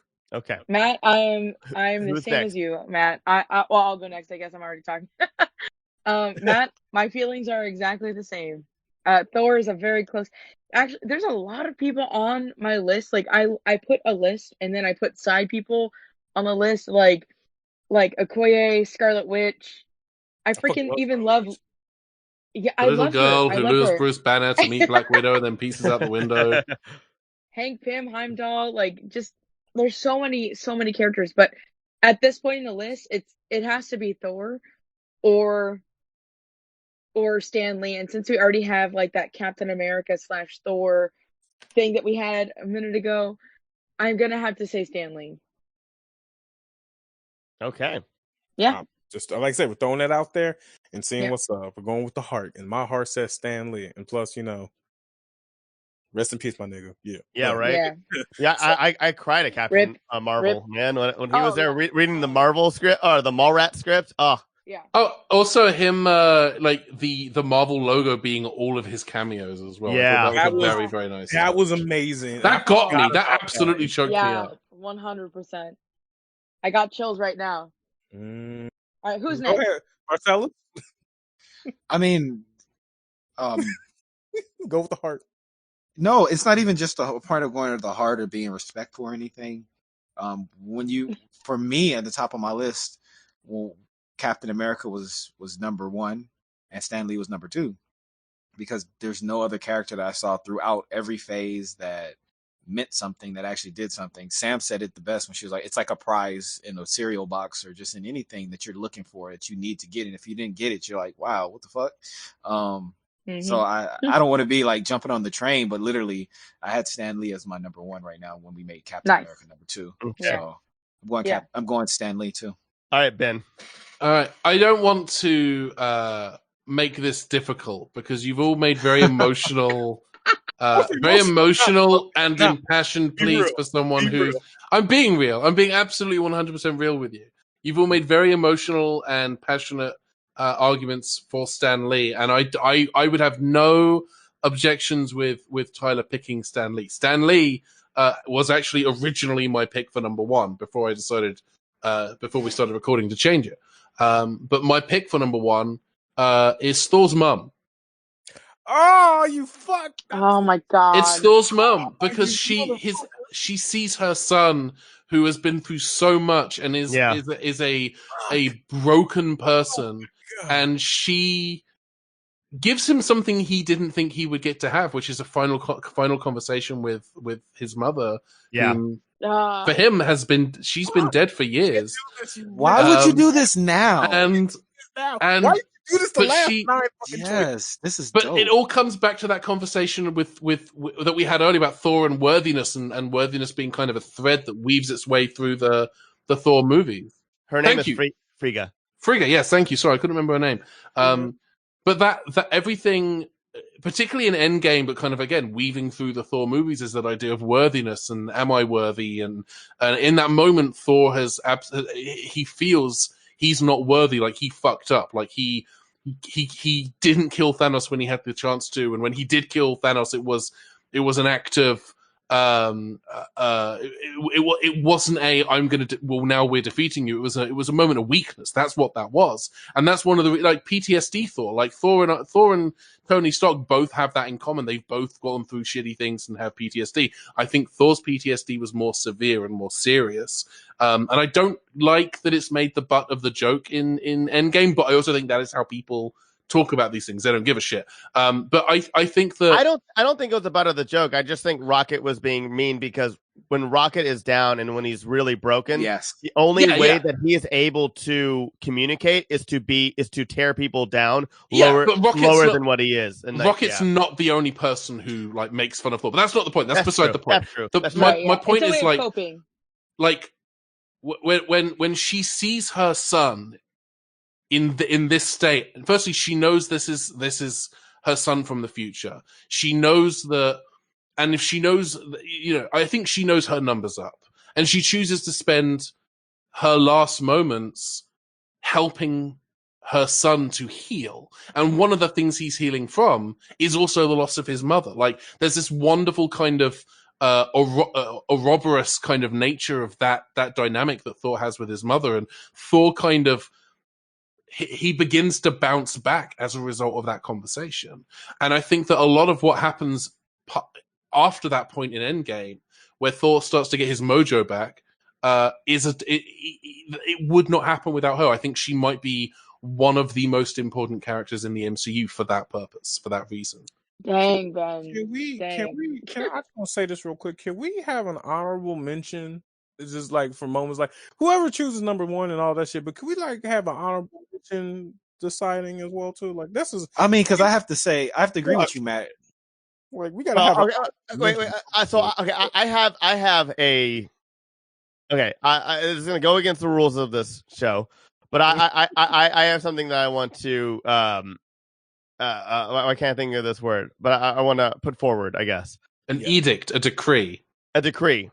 I am not going to pick Stan Lee because I'm going to say this. Wait. I'm not going to pick Stan Lee. I don't think Stan Lee is the number one character in the MCU. I think Stan Lee is the entire list itself. No, I feel you. Like he's God mode. He's outside the list. Putting the God of this on here, putting a watcher on here doesn't make sense. I feel you on that, and it's not disrespectful. It's not anything. It's every Captain America to step out and be like, "Oh yeah, he makes the list. He is the list." Like every hero would say that. So good point. Stan Lee's fingerprints are on every single one of these characters, right? From Captain America to Black Panther to the support group guy. Like they are all here. And I say that honestly. I know that I've been doing a bit for the last 17 hours we've been recording, but it's like when you watch Wallace and Gromit, and you can it's claymation. You can see the fingerprints where they've moved the stuff. Stan Lee's fingerprints are all over all of these characters and every other character in the MCU. And it's not disrespectful not to have him be first, because he's there in spirit for every other spot on this list. That's why even the 5 bottoms that we're going to be picking in a minute. 100%. Also, yeah. And then also to this extent, this list and talking to all you guys have made me, I'm gonna go back and look at the Thor movies again, because obviously I missed something. Like I said, I'm a big comic fan of Thor. When he got killed in Civil War, well, the whole Civil War thing in the comic, it blew me away. It made me so mad. It was so disrespect. And you guys made me just see another side that I didn't get to see in the movies. As far as his mother, that scene, I was given away by my mom. A lot of you guys know that. Like, I was raised by my grandparents. That scene made me cry, because it was like something to get your mother's approval. It's something that I've been missing my whole life. And I understand that, like, it could make or break your world. Like, it doesn't matter if you think you can lift a car. If your mom's like, "Hey, you lift that car, little nigga," you gonna lift the car, because it's like, mommy said I could do this. And that scene was so epic. I cried, and it was like, even for me, without having a mother, I saw the significance of this, and it rocked me to this core. So you guys got me changed. So okay, and you guys are all making me cry. I actually when Ben was talking, I was crying. I literally had I had 3 tears. That scene. I mean, well, I think that's what the scene in even like Thor: The Dark World is one of the worst movies I've ever seen, because Thor is one of the few Marvel characters I have loved since I was a kid. I didn't grow up with Marvel. I grew up with DC, but I grew up with Thor and Daredevil only. And I always have loved Thor. And Frigga was really cool in the comics too. But despite that, Thor: Dark World is a shitty movie with so many bad characters that I definitely can't wait to talk about on the next list. And I want to say that every single scene with his mom makes it watchable. Yeah, and especially I would say that as well. The scene in Endgame, I think, retroactively elevates the Dark World just a little bit. It's still the worst MCU movie, but absolutely.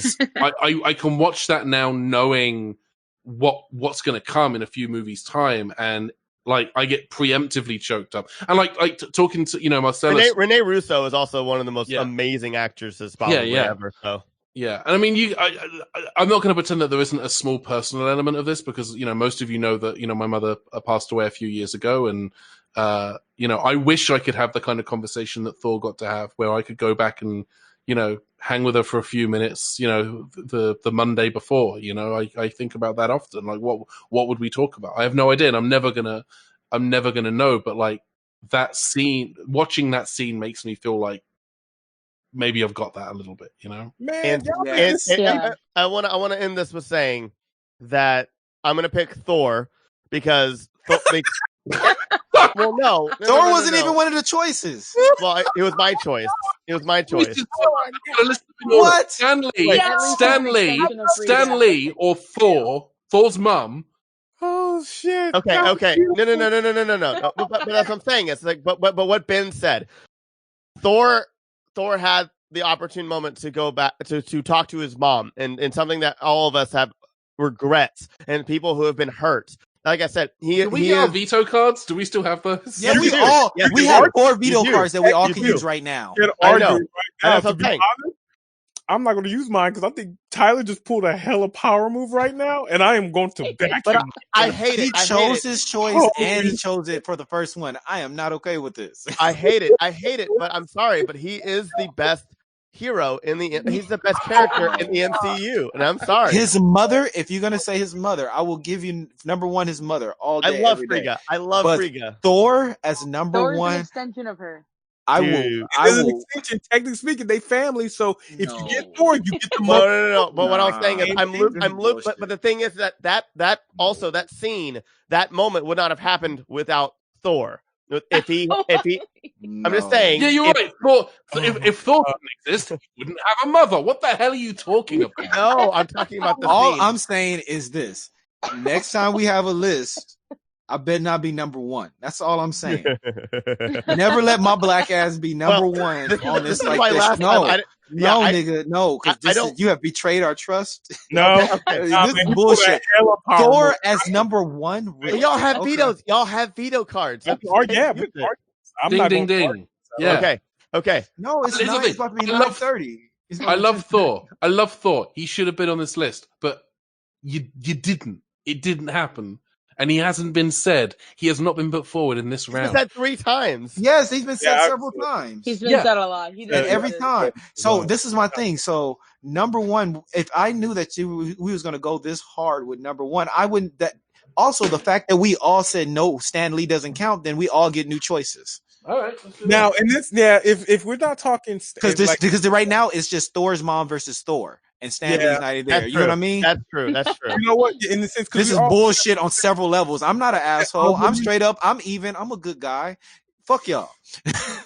No, like I said, this is why if that's why I asked about honorable mentions. If honorable mentions goes to Stan Lee because of the fact that he is the watcher of this list and he has touched all of this, technically speaking, we can't put Stan Lee as number one. So in this case, we can actually present another number one. Yeah, that's fine. You know, yes, we're gonna wrap this up soon, but still, we can present another number one and actually do something as well too. So far, we have Thor's mom, Marcelous. If you got anybody, or if I'm willing to drop somebody as well Nigga, too. I hate Iron Man. But I would rather have Iron Man as number one than Thor. What? That is insane. Chaos, dude. Nigga, that's Real shit. I don't. What did Thor do in the MCU? No. Marcel, No, you gotta watch honestly. these movies. No, They're but good. just, They're really good. So Watch this is them, the whole man. thing. No, look, the only movie I'm missing is Thor, the Dark World, the second one. And you guys are telling me that I mean, okay. this Thor, movie. Thor No, is wait, now stop. Let me he's now finish. a Let me guardian finish. and everything. No, Like, no, Thor, and yeah, he's good in all these movies, but it's not enough to make him number one. So the thing that's making him number one, you guys are saying, is the second movie that sucked, all because it's his it hinges. No, relatability and the because brokenness. it hinges. He's been broken for several different reasons. Because it hinges on the end game, him getting to meet his mom. Like the whole argument of this, No, of him it's being number. the battle What? of him. The battle of him also not killing Thanos because No, that right also there makes him not killing number him. one. That's why I was saying. That's what I just said for number two. As far as Captain America versus Thor, you guys are arguing that Captain America has caused all this shit by doing what he did in Civil War, but in actuality, Captain America gave us the best outcome that we could because Wakanda became a part of us. And Hey, then you want Tyler? to get into the what? Just pick Stanley. Just pick Stanley. No, and then we can this get is on with the bullshit. rest of our lives. This is bullshit. No, Thor is not the best character in the MCU. I love the character in comics and so much things, but his development, even the shit he did. Y'all do what y'all want. I ain't even in charge. So Okay. Georgia has finished Bullshit. recounting the ballots in the time it's taken us to have this debate. Okay. So in this case, once again, Tyler, I'm it saying is Iron your choice. Okay. I will bow and pick Stan Lee. I'm fine with that. I am perfect. No, okay, damn. Y'all see this is bullshit because we just doing this some time. Y'all know what type of person I am. You know what type of person I am. I'm a fair and balanced person. This is bullshit. We just said Stanley's not on the list. And then we're gonna go. You know what? Thor. Marcellus is right. And Marcellus is absolutely and right. then the last fucking minute, in the last minute, Tyler is the last one that gets to choose one. He throws Thor at the last minute after Ben speaks up Frigga. After Ben speaks up I've been Frigga, saying it this entire time that Tyler. Thor. What's up? it is what it Yeah, is. You'll compare the Thor easy to Thor. Just choose Donkey Kong. We can not end this shit right now. No, just choose Thor, but I'm just saying that I'm not cool with it. I'm not all right with it, and it was sneaky and it was snaky like the way that we got Thor's number one. I've been saying it this whole time that Thor's my and number this whole one. time Thor's been losing to motherfuckers. That's what I'm saying. Like Thor lost to 9. I'm with Marcelous, and now he makes it to number 1. I'm with Marcelous on this one. Like, so you can do this. This is your choice. This is your podcast. This is everything. This is how this works. I'm just saying, next time I am number 1 and I feel some shit is right, then I'm going to do what I feel right. And I'm not going to do what's just straight out fear. Wait. So we had Thor's mom. Samantha had already said that Thor was her number 1, but then she changed it to Stan Lee. Yeah, but she didn't say Thor. She said Stan Lee. You just said the thing that she said was the thing. Yeah. Like, here's the thing. Here's the thing. I'm going to make a pact right now with Matthew, with Marcelous, with Anne. If you want to join in, that's fine. If any of us get to pick number 1 next time, we are picking Donkey Kong. Regardless of what the list is. No matter what it is. The judge picks who they think deserves it, and then you guys have the card. You pick from the people who were nominated in this round, you profound dummy. No, he doesn't have a point. Yeah, I had my own choice too. He has his own choice. You also picked your own too at number 10. Yeah, but here's the thing. I didn't want to, and I asked all of you who should I pick. No, and you all nominated. I was highly against it too. I was against that number 10. Wait. This is the thing too. You're so disrespectful right now. Me and Ben on both our times picked what we felt heartfully for number 10. Nigga, you're at number 1. Yeah, and number 1. If he heartfully feels that Thor is number 1, then he has every right to choose Thor. I'm okay with that. I'm just saying that. I'm not getting to sleep tonight, am I? It's just not happening. And also, I've been saying it this entire recording too. He actually has been. And okay, whatever, fine. You know, Marcelous, you and I should start our own podcast about ranking things, and we should start with let's start off by ranking people who have big ugly faces that are as dumb as butts, and I'm gonna nominate Tyler for first. I'm nominating Matt for second for being with him on it. Okay. Both these niggas. I'm receding and I'm picking Stan Lee. There. No. Okay. All right. No, it's done. It's done. God damn it. All right. Okay. Hey, Marcelous, I'm in a private chat room with you right now. No one else can hear us, but in our hearts, you and I both know it's Thor's mum, right? Right. Yes, Yeah. Thor's mom. I was on Thor's mom. I was on there. Yeah. Thank you. Yeah, cool. Okay, so let's go back into the main chat so everyone else can hear us, and so we're participating in the podcast. Okay. Hey guys, sorry, we're back. Oh my god, this was way too heated. Okay, all right.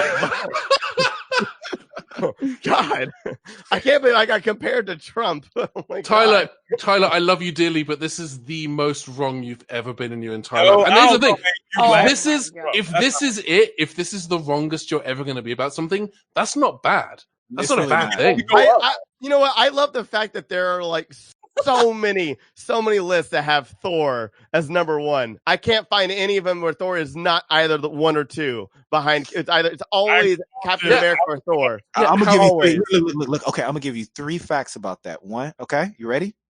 Number 1, all those lists were made by white people. Black Panthers. Number 2, stop. Yeah, and they do that because they don't want to look like they're racist. Number 2, they were all made by white men. And I bet you. And number 3, my third reason why that doesn't matter. Fuck you, Tyler.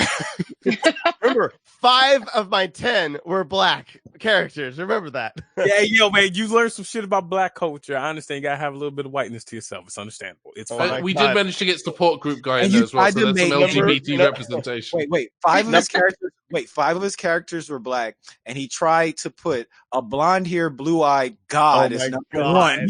That's nothing to do with it. God as number 1. Nothing to do with it. And nothing to do with that. Oh my god. All the niggas in the middle, 6, 5, and 4. All the niggas all sitting next to why we can't go somewhere else. I'm sorry. Oh my god. Look, niggas, oh my god. Marcelous, you would have put Black Panther lower on the list as well too, man. So I'm just saying. He's only been in 1 movie. In a quarter of a movie, he was in a part of a movie, and they snapped his ass into dust, just like America. Okay, I'm not going to get on that list of shit. You was like, let's put his ass at like 8 or 7 and shit. So we can't get on Tyler about I'm being real about this right now, and Thor shouldn't be on this list. Okay, but let's move on. We'll be doing this all night. Okay, but number 5, the worst MCU characters. Holy shit! I will be the judge for this, so I'm not number 1. How about that? Tyler McPhail is the worst MCU character. I'll take it. Did he show up in the movie? All right, number 5. Character. All right, Everyone number 5. Make your pitch and plead your case. All right, worst MCU character is J. Jonah Jameson. Okay. He's an asshole. Dude, boom, done. Yeah, he is. He's Alex Jones. Yeah. All right, who's next? I'm gonna say Crossbones. Ah. Lame. I'm gonna go with Hulk because he was very underdeveloped. They had so much they could have did with him. Agreed. Oh my god. So Yeah. much. You know what? We all sound like we're all just got in a lot of trouble, and that we're all like really irritated at each other right now. I'm just tired of shit right Actually, you know what? I want to change mine. I'm going to change mine. Hank Pym. Fuck him. Fuck Hank Pym. To a certain extent, yeah, because like Fuck after Hank Pym. You know Hank Pym? He Him? still had a daughter, and he Fuck ignored him. her like all the time. Yeah. Yeah. Okay. Who you going? I was gonna say Captain Marvel. Yeah. Whoa. Yeah. I, to be honest, Captain Marvel goes higher on the list with me, but I'm just throwing this out there just Yeah. now. Same. Same. Okay. Bad- Well, Bad Well, writing, bad directing, bad acting. It just sucked. mine was Quicksilver because of obvious reasons. Wait, which Quicksilver? Oh wait, sorry. The only one. Yeah. Yeah. In the MCU. The other one was dope. Yeah, the other one was amazing. No, yeah, but I'm actually with Crossbones. I'm really feeling Crossbones. I am not going to lie. He I sucked. was really disappointed. Yeah. They tried so hard to make him cool, and you were just like, really? Like, this motherfucker again? Like, just die. Like, we killed you Yeah. how many times? You don't have arms anymore. What are you doing? I don't know. Yeah, real shit. Like, you just fucking yeah. Okay. All right. Number 4 is going to be Matt as the judge. I'm gonna go first for number 4. I had Thor. Well, we know that ain't gonna be on that list. Well, All don't right. get me wrong. We've had people on the bad list and the good list as well too. So you know what I mean. Yeah, it happens. Change yours to Oh, what? can I from change what? mine then? I'm going to change mine. No, we're I'm already going to change mine Oh. from Hank Pym to Stan Lee. No, we're already too far. We're already number 4. Okay, I'll go. I'm gonna put Odin. Oh, Man. it's not. Man. No. Why? Not enough or what? What? Was he not developed enough for you, or what did you didn't like about Odin? No, maybe it's just a fanboy in me. He was just so much more awesome in the comics. But like, I don't know. Yeah, I feel that. like he. No, I get that. No, When he came back at Thor Ragnarok, you know, he was like all loving and fatherly for once, and then like, and you're just like, we don't owe you anything. Like, you're still an asshole. I remember it, and then you don't get an oolong moment from like Kung Fu Panda 2, where you just go away in the wind and flowers. Like, no, you're not oolong. Fuck you. That's fine. Yeah. He seemed kind of cowardly at that point. Yeah, I get Yeah. that. So My number 4 is going to be Hawkeye because Oh, he sucks. Sorry. I don't know, liked him for snapshots. I liked him, and then most of the time he's just annoying. He's just there. yeah. Yeah, it's just really like he's like dead weight. Like it's like you would get put under Loki's spell. I'm not surprised. He is really that bitch. Yeah. That's a good win. Like, you are that nigga. Oh, I haven't gone for 4 yet. Okay. Ego. Okay. Oh. I Ego. love the idea Yeah. of it. Oh my god. Ego- That's a good. Yeah. Not for the character, but like, if you're going to make Peter Quill's dad like this big mystery, don't wrap that up in the second movie. Like, save it for volume 3. You know, have that be something that kind of folds into the end game of the Guardians of the Galaxy movies, rather than like farting it out in the second movie. And Yeah. resolved in the second I movie. can see that. Yeah. Yeah. I feel you. Oh man. Okay. Oh, my God, that's. All right, Matt. I was gonna say, fucking, what's the name of that? I don't remember her name. The dumbass girl who loved Thor, Jane. Her. Jane Foster. I was gonna say her ass because she was just fucking useless the whole damn time. So think she was 100%. I don't think she was useless. I just think they didn't know what to do with her.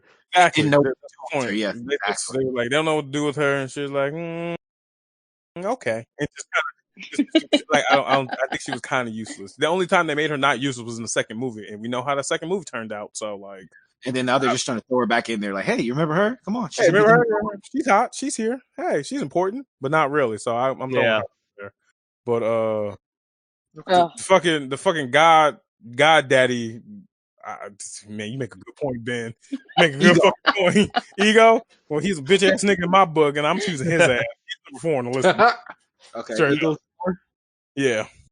Damn. All right, Crossbones and Ego. Holy shit. All right. All right, I know who my number 1 is. It's gonna be ridiculous. Number 3 is gonna be Marcelous. Okay. Loki. Fuck him. Really? Really? Yeah, fuck him. Fuck him. Here's the thing. I love Loki's a great character, but they keep hitting that Loki button every fucking movie. It's like, oh, Loki's a villain. Loki's a villain. Give us a no. No, thank you. .jpg. I don't need it. Loki. Fuck him. Damn. You're saying they use him as Stop like a gimmick, spamming the 'cause Loki they know button. People like it. Can't blame. I mean, he makes a good fucking. Dang. Anytime they need to explain something, they throw Loki. Like if it's like, oh, we couldn't explain this. What's going? Why did this happen? Oh, it's just a god of mischief. Yeah. All right, who else for 3? I got one. Yellow Jacket. Really? Yes. Yeah. No, you know what? No, He's on my actually, list. I take it back now. It's gonna be not Army Hammer, but Justin Hammer. He was so fucking annoying. I mean, Sam Rockwell is one of the greatest actors of all time, and you do that to him, you make him like that character. Oh. Like fuck that, man. Justin Hammer is actually really good in the comics too. Like he actually like he goes back and forth with Tony Stark. Like where sometimes he even like gets the last word in Tony Stark and leaves Tony Stark like speechless, which is like awesome. Yeah, fuck what they did with Justin Hammer, man. Fuck him. Like I actually think he was worse than Whiplash. You know, at least Whiplash had a bird. Yeah, that was a cool ass bird. It was. He wanted it. He got it. Yep. There you go.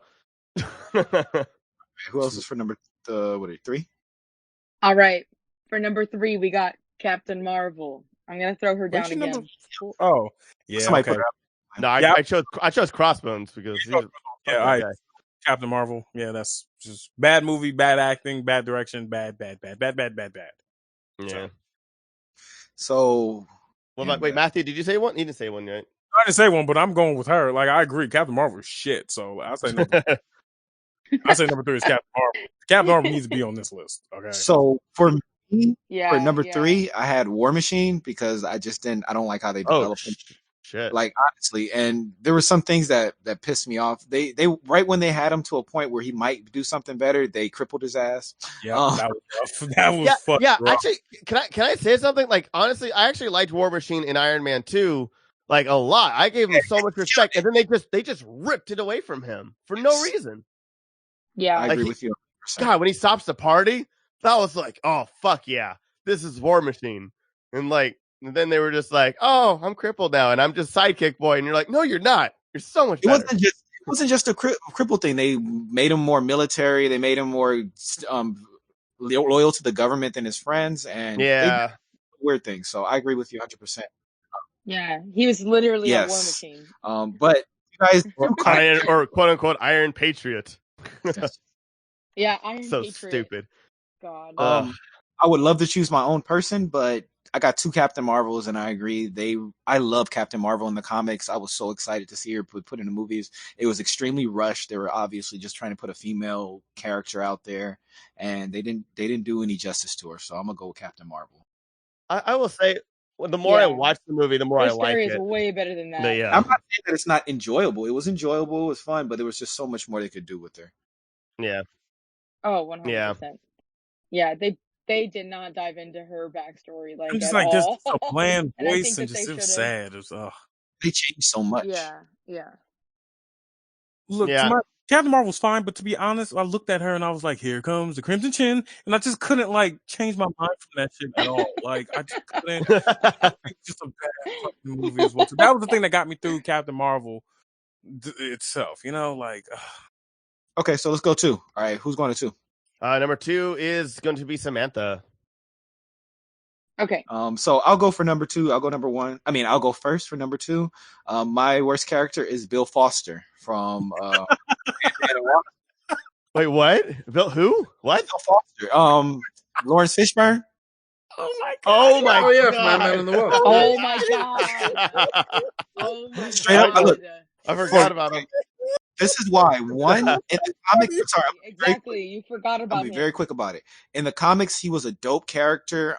In Civil War, he gets killed, and he causes this big rift between all the heroes. It was dope as hell. For them to make him a villain in the Ant-Man movie, it pissed me off because he was somebody that I looked Yeah. up to. He's Black Goliath. Yeah. I don't like. And this was literally the lowest stakes Marvel movie, like basically. Why would they do this? So yeah. that I didn't like that they did that. I know they gave him retribution. He comes around and there's possibility of him doing what he's supposed to do, but he was supposed to be a hero. He wasn't just supposed to be somebody against Hank Pym.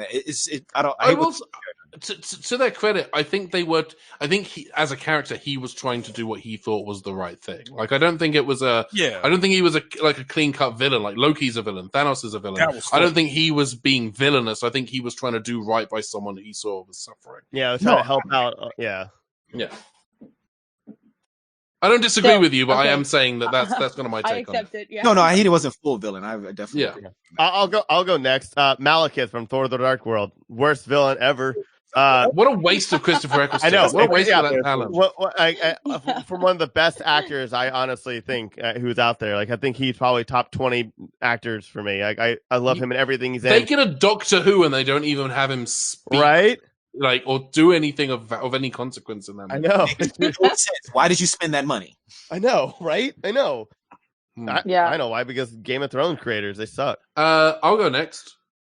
Peter Parker. Oh shit! damn. Peter Parker. Yes, And it's one. You It's picked right the here. it's a metatextual thing. I will say this: Right. it's not. I want to say it is Peter Parker, but it's not Spider-Man. And I will say two things. Firstly, I actually think this cinematic iteration of Spider-Man is the most accurate take we've had on Peter Parker's Spider-Man. With Andrew Garfield, I think Andrew Garfield was a great Spider-Man, but a bad Peter Parker. I thought Tobey Maguire was a great Peter Parker, but a bad Spider-Man. And Tom Holland is a perfect Peter Parker and a perfect Spider-Man. My issue is not with the character. The character's great. My issue is with the decisions that went into, let's do Peter Parker again. We've done Peter Parker 57,000 times. You had an opportunity to give us a live action Miles Morales. You could have given us Miles Morales. You could have, you already know you're rebooting Spider-Man again for like the 17th time in the last 14 days. Why not give us a fresh take on who Spider-Man is and who Spider-Man can be? And ultimately, I'm not that angry because the decision to have Tom Holland play Peter Parker in the MCU led to us getting Spider-Man Into the Spider-Verse, which is hands down the single best Spider-Man movie that has ever been made. That's my favorite superhero movie, period. Yeah, but at least Uncle Aaron is in this, and there's mention, they allude to it, so it's not like out of the realm. But I understand what you're saying. We lost out on. If we're talking about Marvel at a point in production when they're genuinely thinking about, we need more women, we need more characters who are people of color. You had an opportunity to take what is arguably the superhero, the biggest, most iconic superhero, not just in the Marvel universe, but in comics in general, and say this is a person of color. We got a black kid, a Puerto Rican kid who is slinging webs, doing the quips. You had the opportunity to do that, Marvel, and you flubbed it. I'm sorry. I love what Tom Holland is doing with the character.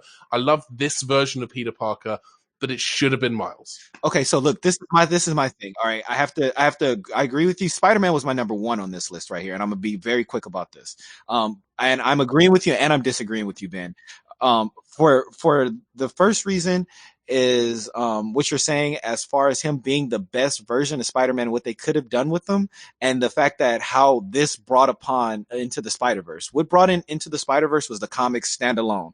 Miles Morales, once they did this thing in the comic books where they got rid of all the universes, like all the different parallel universes, and the one that won out as Spider-Man was Miles Morales. And a lot of people were freaking out about this, to having the mainstream comic book Spider-Man being a black Spider-Man. But he was so good, so wonderful, and people loved the comic so much, it brought upon the cartoon. That's where it came from. It did not come from the MCU. It didn't come from Tom Holland. If it wasn't for the comics doing as well and beating out the regular Spider-Man in comics, they would have never went into the animated.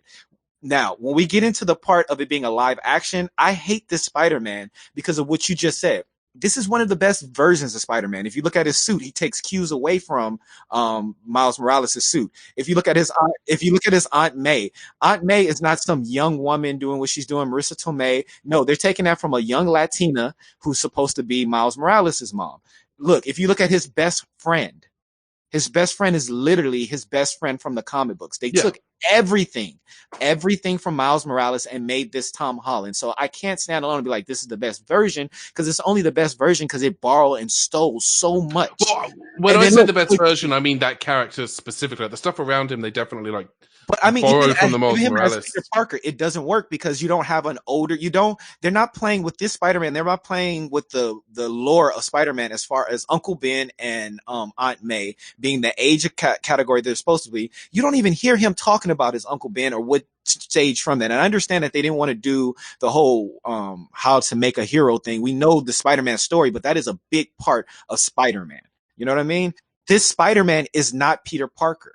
On so many levels. This Spider-Man is not Spider-Man. It is Miles Morales just spray painted white.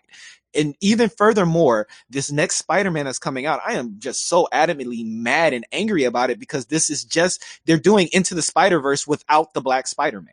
So they basically let the comics and the cartoons speak for itself and make people want it and love it. And like you guys said, this is my most favorite thing. And instead of going forward with making the right version of it, they're giving that storyline to the white Spider-Man. And everybody's telling me I should be happy that maybe Miles is going to make an appearance and this and that. No. Fuck that. This was supposed to be Miles' story. The fact that Donald Glover played the uncle, I would be happy if Donald Glover was in this movie, or they did do Aaron in this movie, but Donald Glover was supposed to be Spider-Man fucking 5 years ago.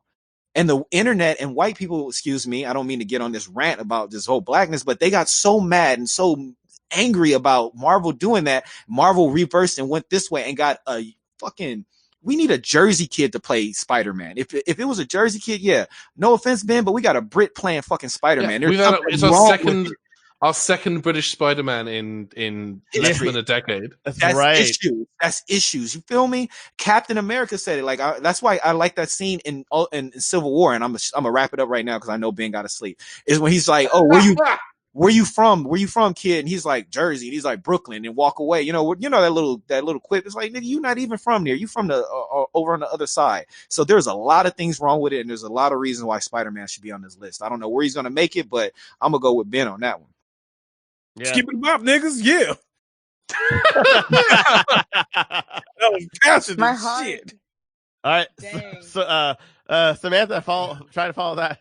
I'm sorry. Do you know what I love? I love that. You're the judge. That's right. Wait, I love Matthew that then. Marcellus and I, we both nominated Spider-Man, but we also don't agree with why each other nominated Spider-Man. Right.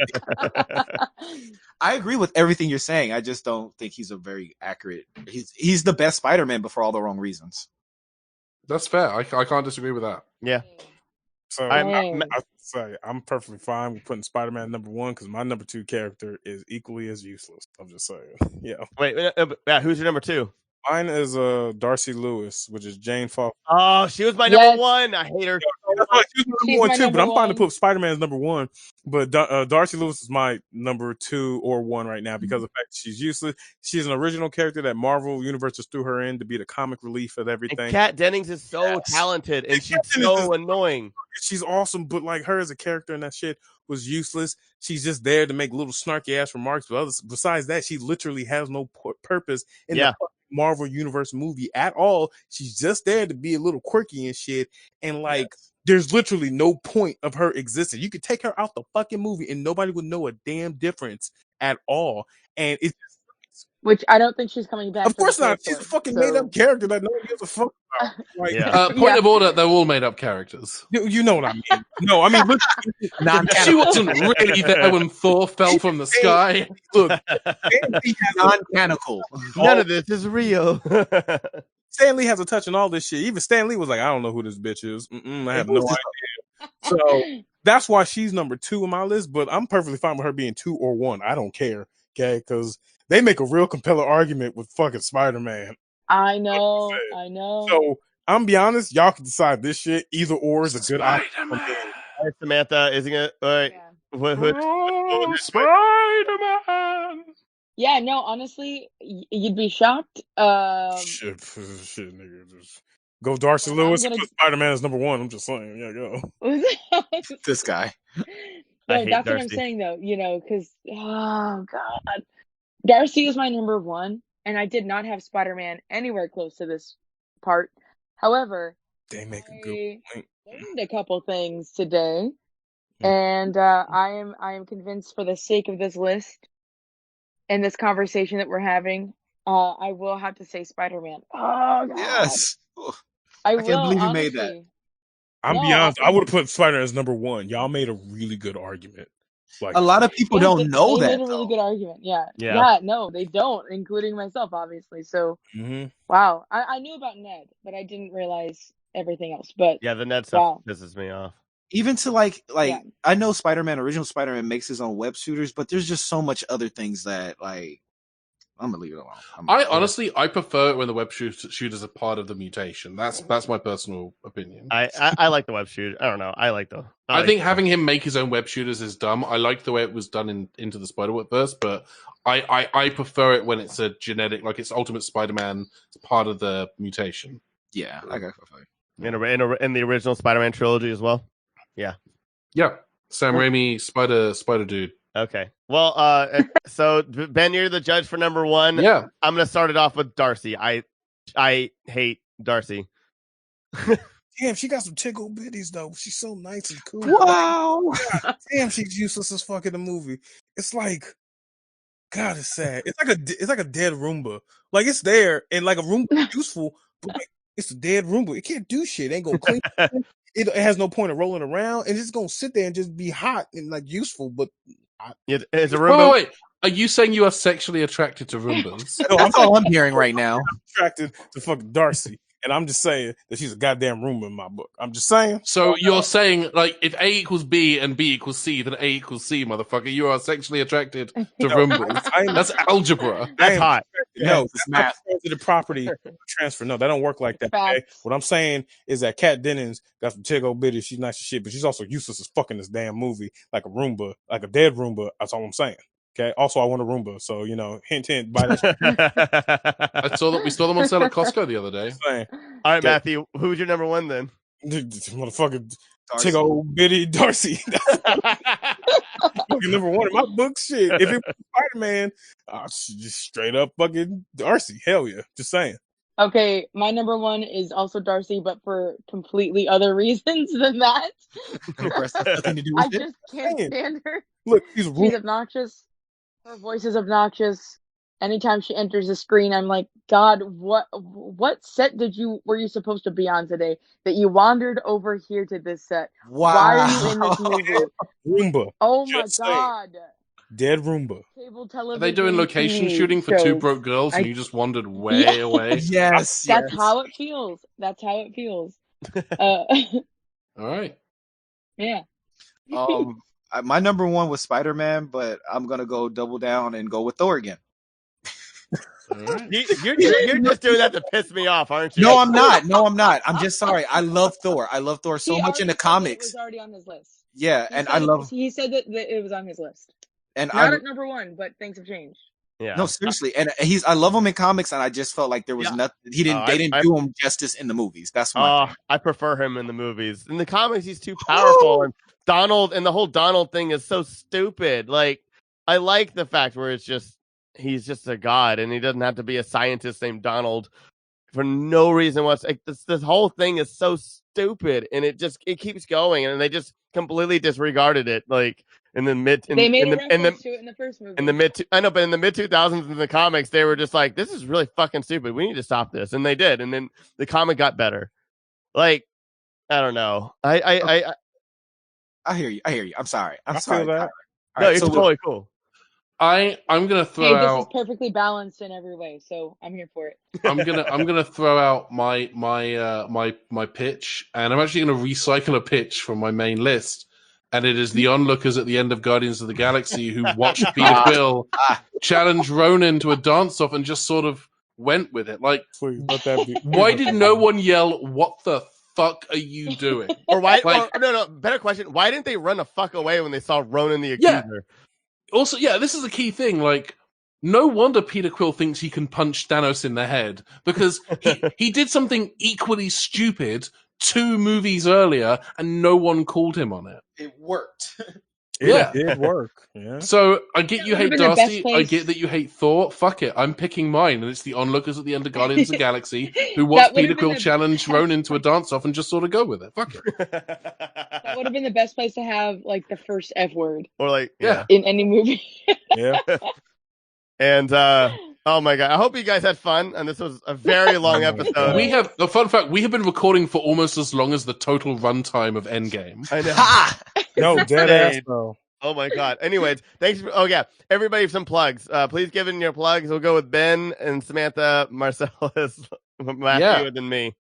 I can be found on social media. I'm at Ben Paddon, BenPaddon. I am the GM of the Doctor Who role-playing game podcast, The Game of Rassilon, which you can find at Adventures in Time and Space, or the Death Zone, whatever kind of mood you're feeling in. We wanted to give you options, whether you're feeling nihilistic or optimistic. You've got 2 very different options there. I'm also at Ben Paddon on Instagram, same on Facebook, and benpaddon.net if you want to see what I'm up to, or when stand-up happens again, if we're allowed to go outside and breathe the air. I'll be posting about shows there. I usually do shows with Marcelous and Matthew and Lamar, who's not here right now. Yes, sir. But you guys are my stand-up family, and I really, really miss doing shows with you right now. It fucking hurts not to be doing shows right now. Oh man. All right, Samantha. Yeah, mine's not going to be as heartfelt, but I am BettieGeek, BETTIE Geek on Instagram and on Etsy. You can find me there. Most recently, TikTok. I know, guys, I know. But you can buy my stickers or various art on Etsy, perfect for the holidays. Whenever this is coming out, I'm going to be doing a holiday special, so build your own stocking. Woo! And find me on Anyway with Sam and Tyler. Yeah. All righty. Just followed. Marcelous. Thank you. You can catch me at LikenNerd.com or on Instagram at Blue Moon Liken. Shout out to Tyler and the Grand Geek Gathering. They always put it down in a great way. Oh, thanks, buddy. Love your stuff. And Matthew. Yeah, y'all can find me at nerdybit.com or nerdybit.co. Nerdy_bit, BIT. That's my Instagram. I make anime streetwear, Japanese clothing, and other anime weeb stuff. But if you want to follow my personal account, you can follow me at Lamar the Con God Guy. damn it. I was hoping you wouldn't. Every time I do that, you can definitely follow me in my personal account at Lamar the Con Guy on Instagram and other social media. If you want my clothing, you go to nerdybit.com or .co or go to my Instagram. But if you want my personal one, Lamar the Con Guy. It's LEMAR the Con Guy on Instagram. Follow me, niggas. Yeah. And thank you, listeners, for listening into this insanely long episode. I hope you had a lot of fun. And you can check all of our other shows and offerings on the website and also on YouTube. And all of our podcasts are available on all podcast apps and services. Have a wonderful week. This music has been provided by Carlisle Laurent. And wear a mask. And GGG. GGG. GG. Mark. Ladies and gentlemen, welcome to the most extreme ranking challenge.